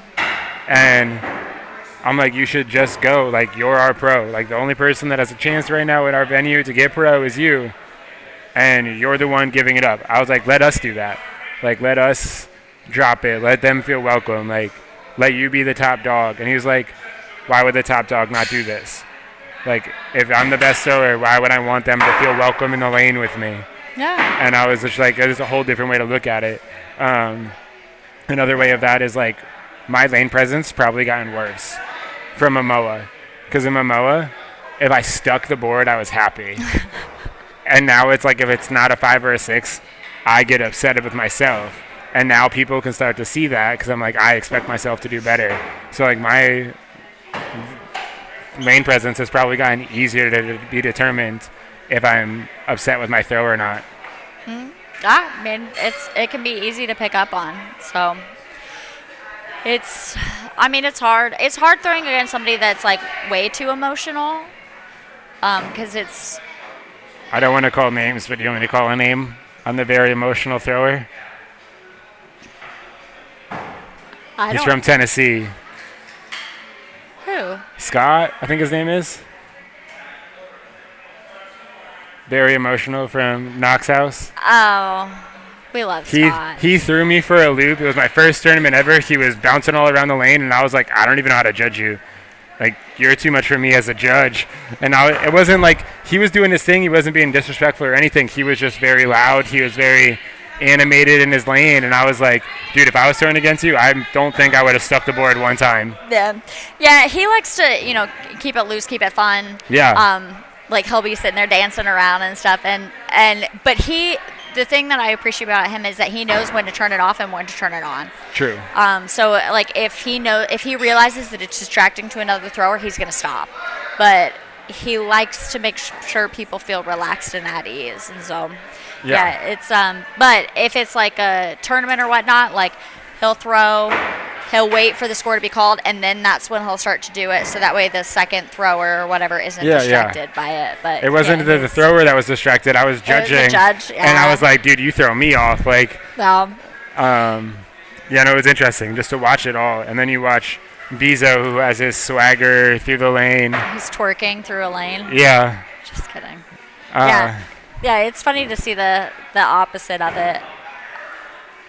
then you just have me that's like storming through. I'm just kidding. I found that like I get to the board and back very quickly because I have a longer setup, and so I'm trying to get there fast and start my setup before the other thrower crosses the line because I know I'm already going to take longer. And so a lot of times people are like, oh my God, you're like running. I'm like, I don't mean to. I got mama long legs. I'm just using them. Yeah. When I first started throwing, my way that I thought I was going to be able to like throw people off was get there, get back, and I used to have a really quick setup. And I always thought, like, if I can get there, get back, and throw, I'll throw you off, and I'll be able to play my game. What I've learned is, don't care about you. I'm just going to do my thing. And that's what you do. You get down there, you get down. You know you have a longer setup, and we have a 10-second clock. So not to worry about that. You get down and back, basically. For me, I don't have as long as a setup as you. But I've learned to, like, not care. As long as I know I can get inside that 10-second line, it's just I'm good to go. Yeah. Yeah, I've always said that people that play mental games, you may beat me in a match, but, you know, if you want to do, not everybody has the same outlook on it as you. You know, not everybody is going to have the same approach. Some people are going to play mental games. They might mess with your timing. They might move around. They might just do something that's very distracting that's going to pull your focus away. And so, like, whenever we were practicing before Worlds, like, that was something that I, like, really drilled into my head, was messing with my timing, loud distractions, because I can't even tell you how many times that I've thrown in a tournament where somebody is live streaming my opponent and saying the score, being like, yes, they hit another 6. And you're like, all right, so now I know. And just being able to, like, tune them out. But I've always said, like, you may beat me in one match, but you shouldn't be proud of that because you had to pull me down so that way you would win. Yeah. Like, if I beat anybody, I want to beat them at their best, so there is no question about it. And if I don't beat them, then I didn't deserve to win. Yeah. So that's kind of like my outlook on it. Some people don't share the same thing. Some people are like, well, what a win is a win. And I'm like, okay, well, you may beat me one time, but take all of those little things out of it. And my way is always like, you can beat me today with your mental games, but the next time I throw against you, I'm going to know your mental game. Yeah. You're not going to get me again on it. And now I can move forward, and then the true thrower that's actually better will present itself. Yeah. And it's funny you say that. It was like you've practiced that for Worlds. I have talked to Aaron about it before going to AmChams, is we're going to play music and, like, the Annabelle stuff and, like, weird sounds in the backgrounds and just, like, randomly throw it. You might be halfway through your throw. You might have it the whole time when you're setting up to mimic what's going on behind us because there's 200 throwers going, and neither of us have thrown in a setting like that. Yep. I would recommend some other distractions. Change the pace of the match. So start off a match, I always throw second. Well, there's times where somebody will hold it, and I'll go to start throwing, and then that's when they throw. And so start to practice with that. One person just, be like, okay, well, I'm not going to count my score. I'm just going to try and make it as distracting for you as possible, where I change the timing of it and learn how to throw through that. Because, like, you can feel it. You're like, okay, I really need to throw right now. And then you'll kind of sit and wait, and you're like, all right, well, now I'm jeopardizing my accuracy because I'm holding it for too long. I'm starting to second guess it. So just do that. And then another one that I would say is if you're throwing with other people, and we've done this, and it makes me so mad, where I will have like 3 or 4 people just cheering for my opponent, very loud, like really obnoxious, and, calling out their score, whatever it is, and just learning how to throw through that. All right. Well, I'm getting called, so I'm going to grab Garrett again. See ya. Will you grab my husband? Can you grab? No. Can Frank take over? He's better at this. Frank, my lovely, sweet, amazing, incredible, talented, humble husband.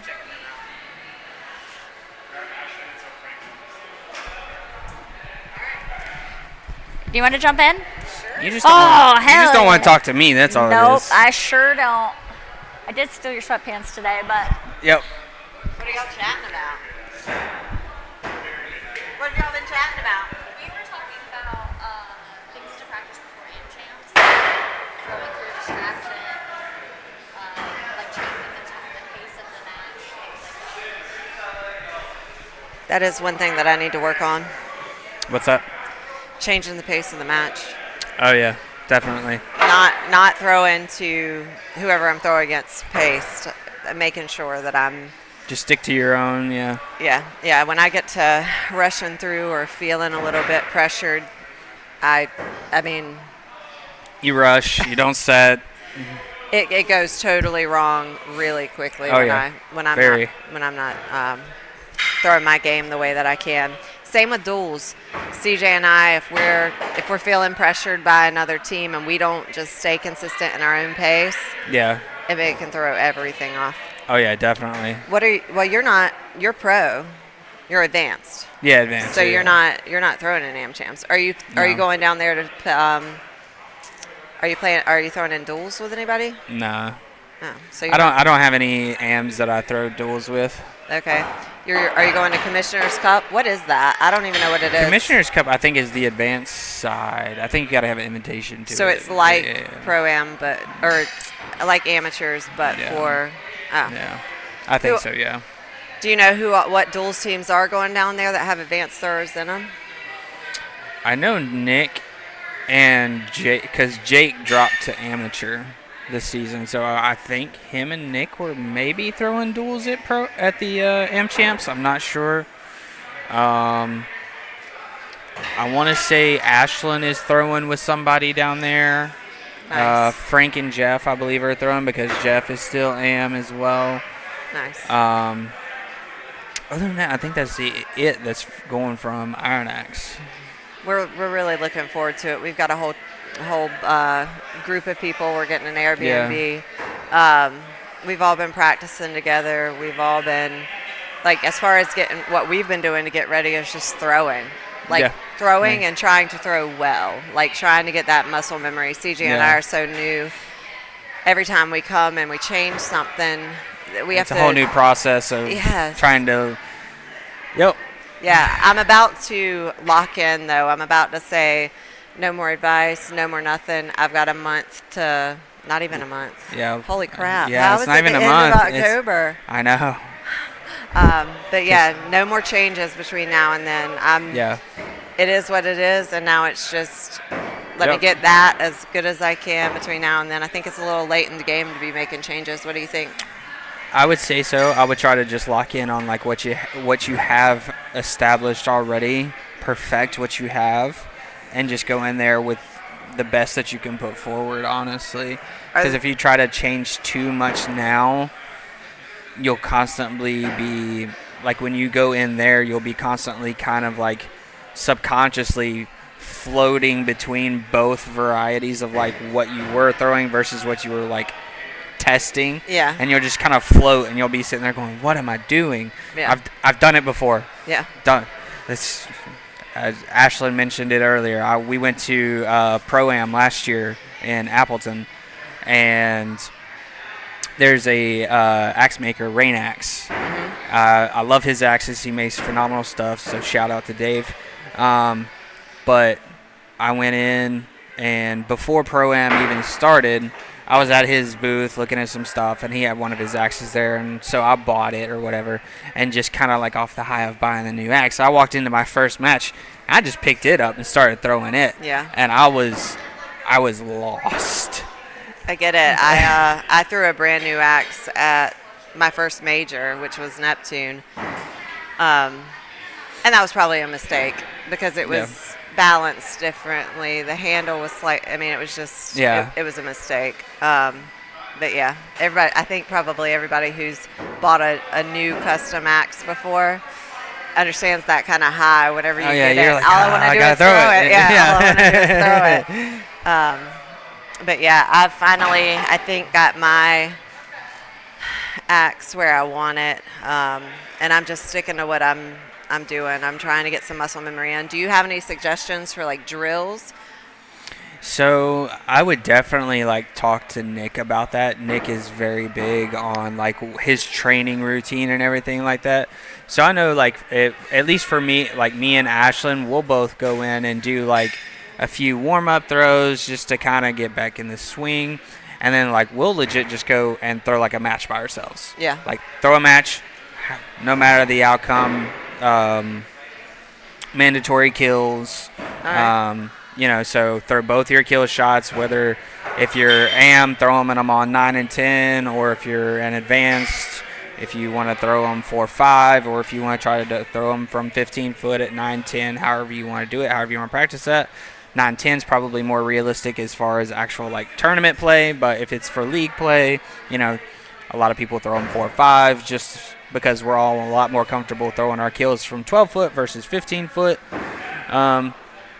But yeah, so a lot of I know me and Nick have sat down and talked about it a lot, but is like pick a spot on the board that you want to throw at, you know, whether that be the center bull or one of the outer bulls that we have now or the kill shot, and throw at it, and if you hit it, go right back to it. Just keep throwing at that one until you miss. Because what it's going to do is it's going to build that muscle memory of like, okay, I'm hitting it. Okay, that's how that feels. That's how that feels for the top right outer bull. And then you miss it, switch your target. Yeah.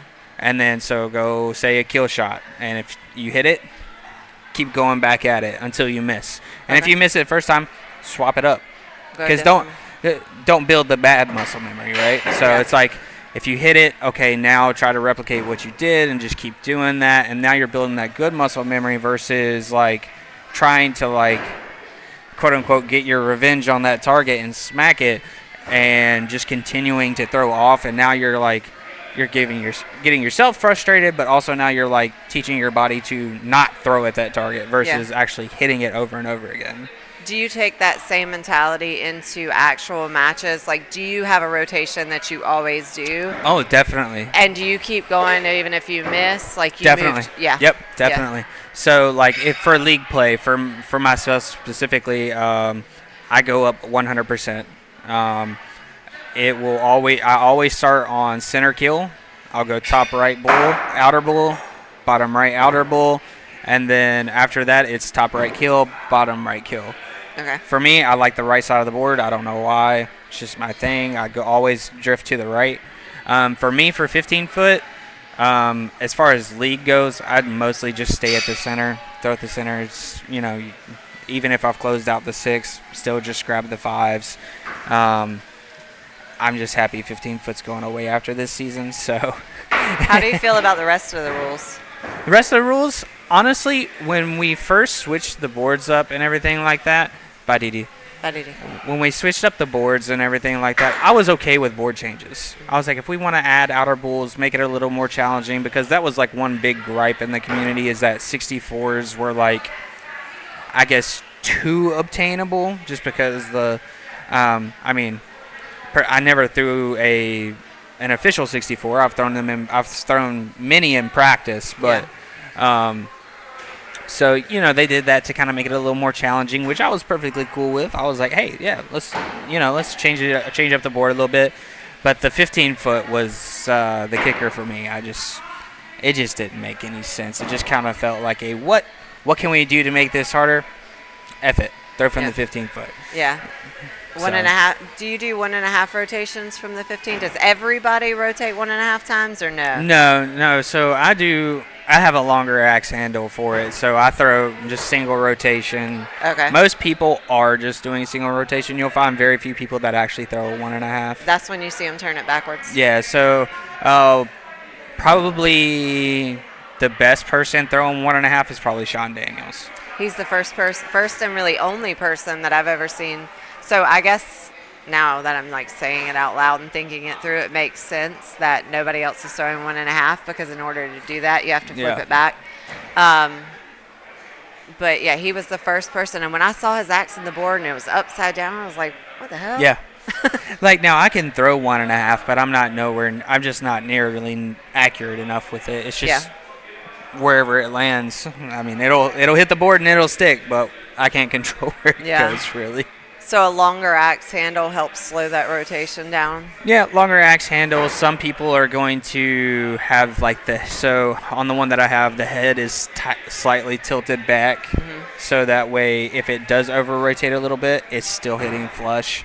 Some people have like a curved handle. Some people have a straight handle and it has a break on the end where it slants down. Like Nick, he has the Bull Mag Atom long handle with it has like so it's a straight handle and then it just kind of breaks off a little bit, and so that's what he throws. He does very well with it.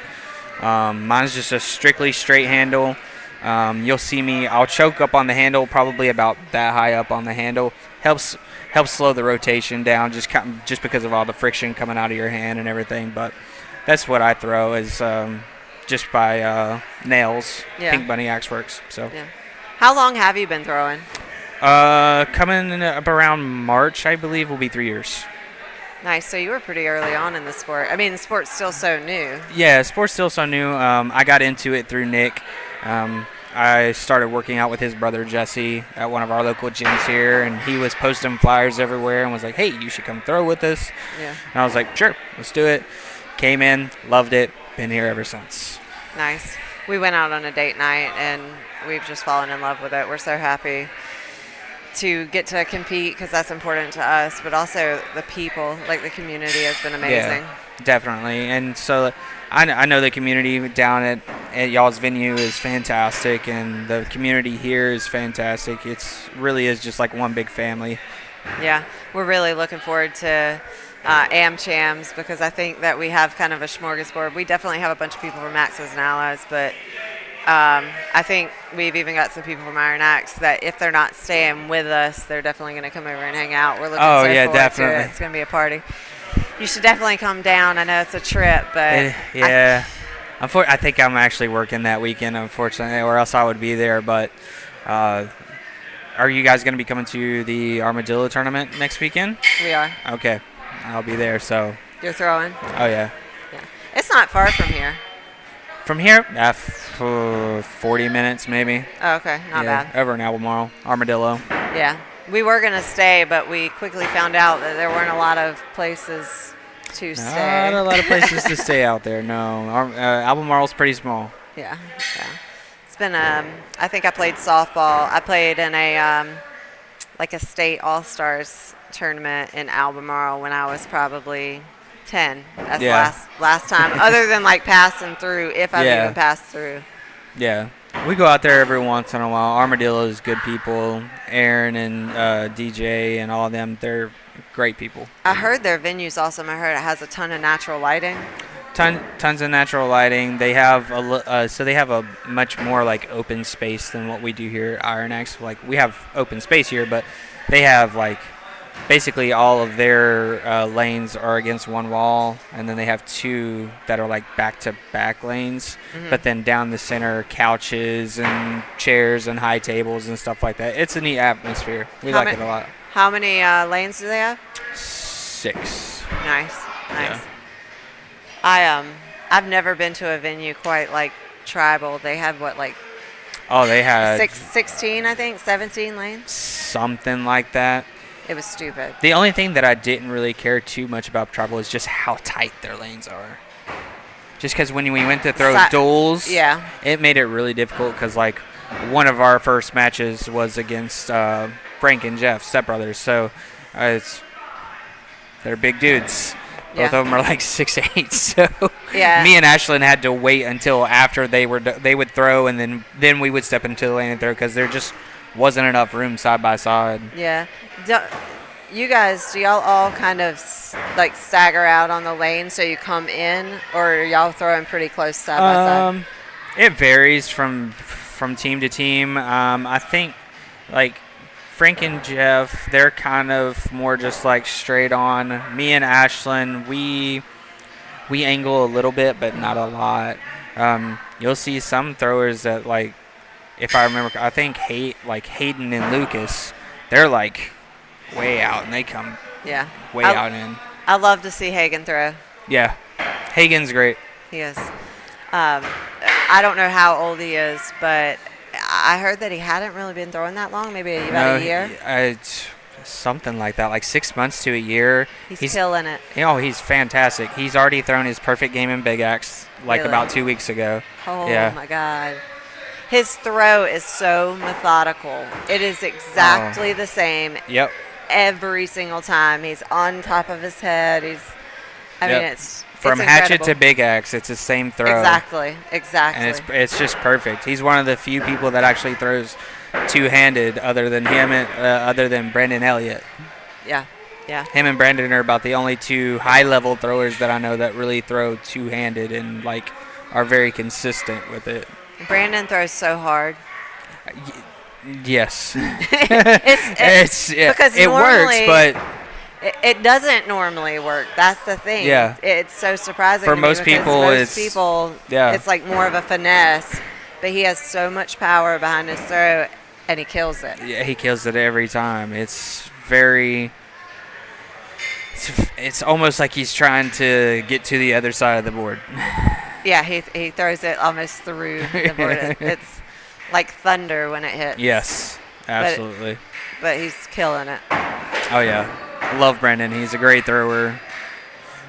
He's a fun guy. He's love a fun Brandon. guy. He's part of our home venue, and it's cool to be able to be part of two home venues that have such strong throwers. I don't know if that's typical. So we've talked about that before. Is that it's like if you really look at a lot of different venues and things like that, to have a venue where you have so many, just the ratio of high-level throwers that you have in a venue, there's not very many of them that are like us or Axis and Allies, where you have these players that, within our venue, you have Frank, Ashlyn, Nick, Bezo. All of them are pro. Yeah. All of them have their pro status. You have people that are very close to pro status every time. Like if Jeff threw advanced, he would 100% be close to pro. I'm on the verge of pro. There's so many people to be pro. Yeah. So you have to place in the top 128. Okay. In the world. Okay. So, and they base that off of whatever your rating is. And there's a lot of different factors that play into your rating and how it's calculated. I don't even know how it's really. Right. I don't know how to break it down and calculate it, but hitting a center 6 and then hitting an outer bull 6, they all count for different points, and hitting your kills and stuff like that, they all account for different points. And so, just like I think right now the highest rating in the world right now, I looked at it yesterday, is like an 803. Can you? And then, yeah, you're good. Yeah, I gotta.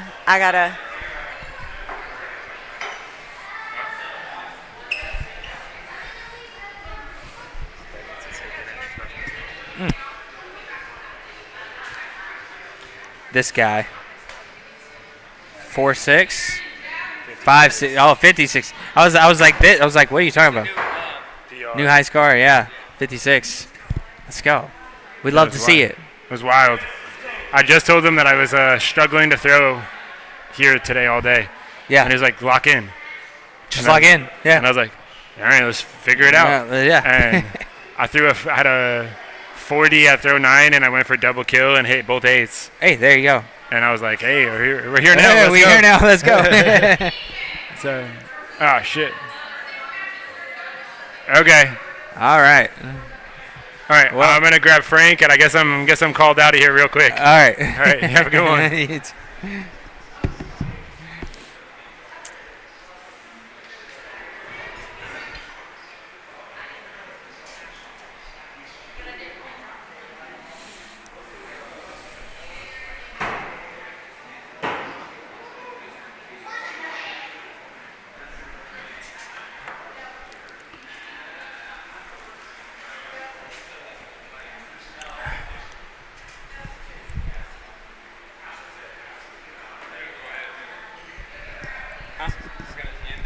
All right.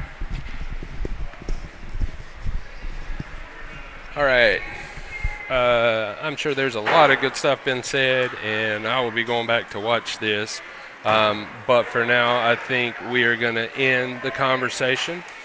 We will keep the. I will take and put up the lane, the throwing, and just kind of let you guys watch that. We'll probably get some content for our social media off of it and stuff like that. But yeah.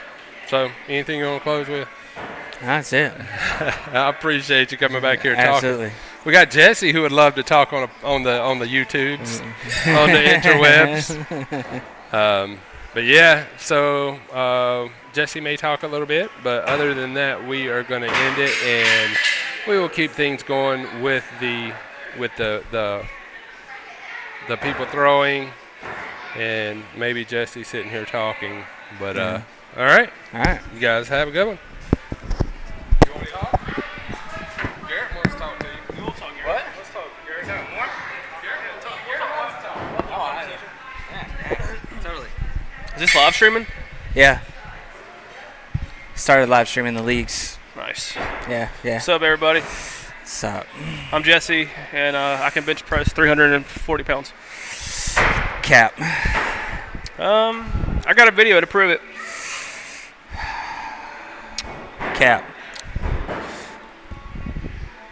Should I pull it up? Let's pull it up. Let's see it.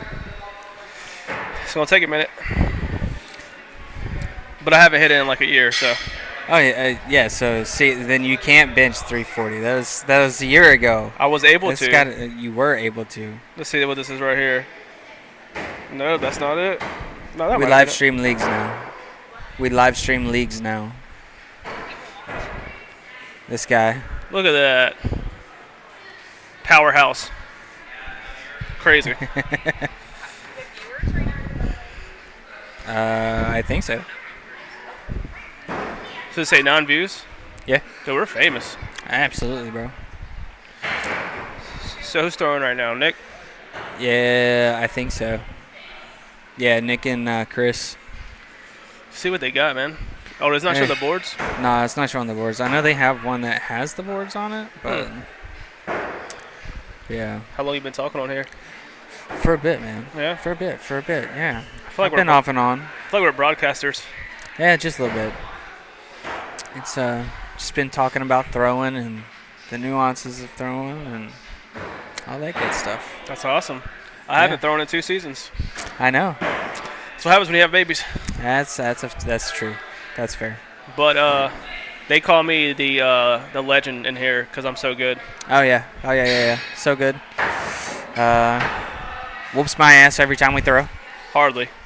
Every time. It comes down to a kill shot usually. It comes down to a kill shot, and I choke every time.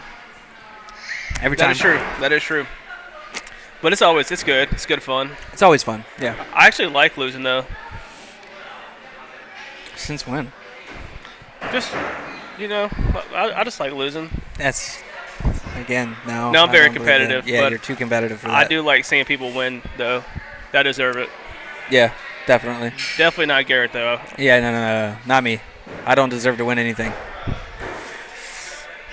No. No. It's alright. We're still friends though. Yeah, we still friends though. I kind of like this, but I don't like how I can like. You hear yourself, but you also hear me, and yeah. Is that how commentators do usually? Yep. Like that's crazy. Yeah, it's kind of crazy. Maybe I should put both. Maybe it's better like this. Could be. Yeah. Take one ear off. This is way better. Yeah. Yeah. I like it. Yeah, man. I'm just trying to figure all this out. When are you gonna start throwing again? Next season. Next season? Yep. I'm going for pro. Going for pro? Oh, so you're gonna throw? Okay. I'm throwing what's it called? Claimed advanced. Yeah. Mm-hmm. Okay. So I got to throw from the 12 and 15 foot. Well, actually, you won't have to next season. Because they're taking that out. Well, actually, yeah. 15 foot's supposed to be going away. So in the proposed rules, yeah. That'd be amazing. Yeah, it would be fantastic. I'm very excited because I hate the 15 foot, but I think everybody does. It's just tough. I can't get into a routine with the 15 foot. It's too hard. But it's also because I don't practice enough. Well, that does also play a factor. It does. But we'll see what happens. Oh yeah. So the immediate rule change will be next year. Yeah. So 2025 rules the proposed rules is we take out the 15, going back to 12 foot for everything. Well, that'll be good because it's going to be a lot more competition though. Yeah. So and then they're changing up some of the designations. So as where you just have like your advanced and amateur. Yep. Now you'll have amateur, advanced, and pro. So they're adding a pro now. Yeah, and everything will be you'll be placed based on your rating and everything. So I think like the 600 ratings is where it pops you up into pro, and then. So I can't declare pro though. No, you can't declare pro. No. Okay. Yeah. So it'll all be based on rating. So like you can declare like. I think you can technically like declare advanced and be there despite whatever your rating is. Right. But yeah. Nice. So. Yeah, I'm ready to get a pro bid, man. Same, man. I've been throwing for how long? So you say we've been throwing close to 3 years. 3 years. Well, I mean, you've probably been throwing a little bit longer, but as far as like in here at Iron Axe and like WATL affiliated. Yeah, WATL affiliated. We're coming up on 3 years. Like March, April should be like 3 years. It's crazy it's been that long. Yeah, I know. But yeah, we were throwing in Nick's backyard before that, but it was terrible. Yeah. Throwing uphill and. Yep. Dude, every time we hit one of his boards, it would collapse, and we have to pick it back up and reposition it. Yep. But that checks out. That's where it all started, though. Yeah. That's where it all started, and now he has a shed dedicated to throwing. Yeah, he does. That shed is lit. That is. And I did the electrical in it, so if anybody needs electrical work, hit me up. It's your man. I got you. And he needed low voltage needs. I could do cameras, access control, security, fire alarm. All of it. All of it. Just the man. Just a man of many things. Yeah. So we're streaming live on YouTube. Yep, streaming live on YouTube. Just trying to. This is actually pretty sweet, though. Yeah, just increase the exposure of the sport, increase the exposure of Iron Axe to the local community, and. I don't think most people are doing this, so. No. It's nice. I don't know anybody that else does any other venue that like live streams their leagues. I would watch it. Yeah. Like when I go home, I'll probably watch it. It's been fun. I enjoy it. Who was the other girl that was up here talking to? Oh, that's CJ. So he is from Wilmington. So him and his wife come up here every other week for our leagues. We met them at there's a venue down there called Axes and Allies that we went down for a tournament there not too long ago, and just kind of been getting them some different exposure to different throwing styles, and just because you know how many good throwers are here, and just letting them being able to pick and choose what they learn from, and exactly. So yeah, if anybody's close to the NC area, come to Iron Axe. Yeah, this is a great place to throw at. Great environment, great people, great coaches. Yep. You will not. You'll have somebody on your side always. Always. Good beer. Great beer. Thanks. Just good beer. Cabarrus Cotton. Cabarrus. And plus, there's a brewery right beside of this place, so. 2 of them. Yep. 2, yeah, High Branch. Yeah. Cabarrus, High Branch, and then all the food in the Gibson market, and. Yeah, it's a pretty popping place around here. Yeah. Has Nick been on here yet? Who? Nick. Oh yeah, Nick's been on here a lot. He was here, one of the first people on for a long time. I'm trying to get Zoe over here, see if she wants to talk. She won't do it. She won't. She has like stage fright, even though are we current one? Concurrent views, yeah. Nice. So we could technically be talking to nobody. Technically, yeah. Cool. This is like me when I'm streaming Rocket League. Nobody watches it. I don't watch it. I don't like Rocket League. I hate Rocket League. That's a good game. Never was good at it. That's all I play. Never took the time to get good at it, I guess, more or less. It's a competitive game, so. Huh? It's a competitive game. That's why I like it. That's true. I like competitive games, but just not that one. It'll grow on you. Hopefully. Have to play it to let it grow on you, and I don't play it, so. Fair enough. Fair enough. Just not my style of game. I've been playing more games though. Yeah? You ever heard of Counter-Strike? Toxic. Toxic, but I like it. Toxic. I am about to download the new Call of Duty though. 56 again? 5-6 again? Nice. Nice. Oh, you're good. We're just talking about random stuff at this point. Yep. But So we're trying to have people up here always talking, or? not always. I'm probably about to grab Frank and let him close this side and let it just stream the throw in. If I can get his attention. But you know, man, it's been a fun day of throwing. Yep. I have not thrown today. I haven't thrown in 2 seasons. It's a shame. So I am probably trash. Nah, you're always able to come back in consistent. It's like muscle memory. Yeah, it's like riding a bike. Yeah. Once you learn how to do it, you can always do it again. Yep. Exactly. I do need a new axe though. You got one for sale? I do. I got several. King of Diamond? I got a king. I got an an ace. What's the other one? Bull Mag? I don't have a bull mag for sale, but Those things are so nice, man. I'm hopping on the Bull Mag train. are you hopping on the bull mag train? Mm-hmm. I might could sell you one then. Because I threw, I think Ashland's yesterday. When Yeah. I came here for a little bit. Throws excellent. I could probably sell you one then. I got one. Do you? Yeah. How much money? One that nails made. It's very nice. 12-footer? Yeah. You got it here? Oh yeah, I got it here. I'll let you throw it. Yeah, I got to. I got to get back into it, man. Yeah, man, definitely. Gotta get you back in. And if it takes me losing an axe, I'll do it. I know, dude. I gotta win a championship here. I have not won a tournament, nothing ever. I've won a duels tournament. That's it. It's better than 0. Hey, man. No, I did win Armadillos. Yeah. That one league. You did win the league tournament there, yeah? I did, and then Jeremy dethroned me. Jeremy, next season. yeah. Yeah, I wasn't there. I was like, yeah, man, this is it. I was like, hey, man. 2 seasons in a row, this is mine, and then Jeremy knocked me out. Yeah, hey, but keeping it in the family. Keeping it in the family. Oh, I know. But what sucked about that day was I forgot my primary axe, and I had to use a secondary, which was Nick's. Never threw it before. Never thrown. Yeah, that'll throw you off a lot. And I was like, whoa, this is going to go good or bad? Yeah. But it is what it is. Oh, yeah, definitely. But just so you're aware, Lawson is playing with an axe. Oh, my gosh. Never mind, he put it down. What are you doing?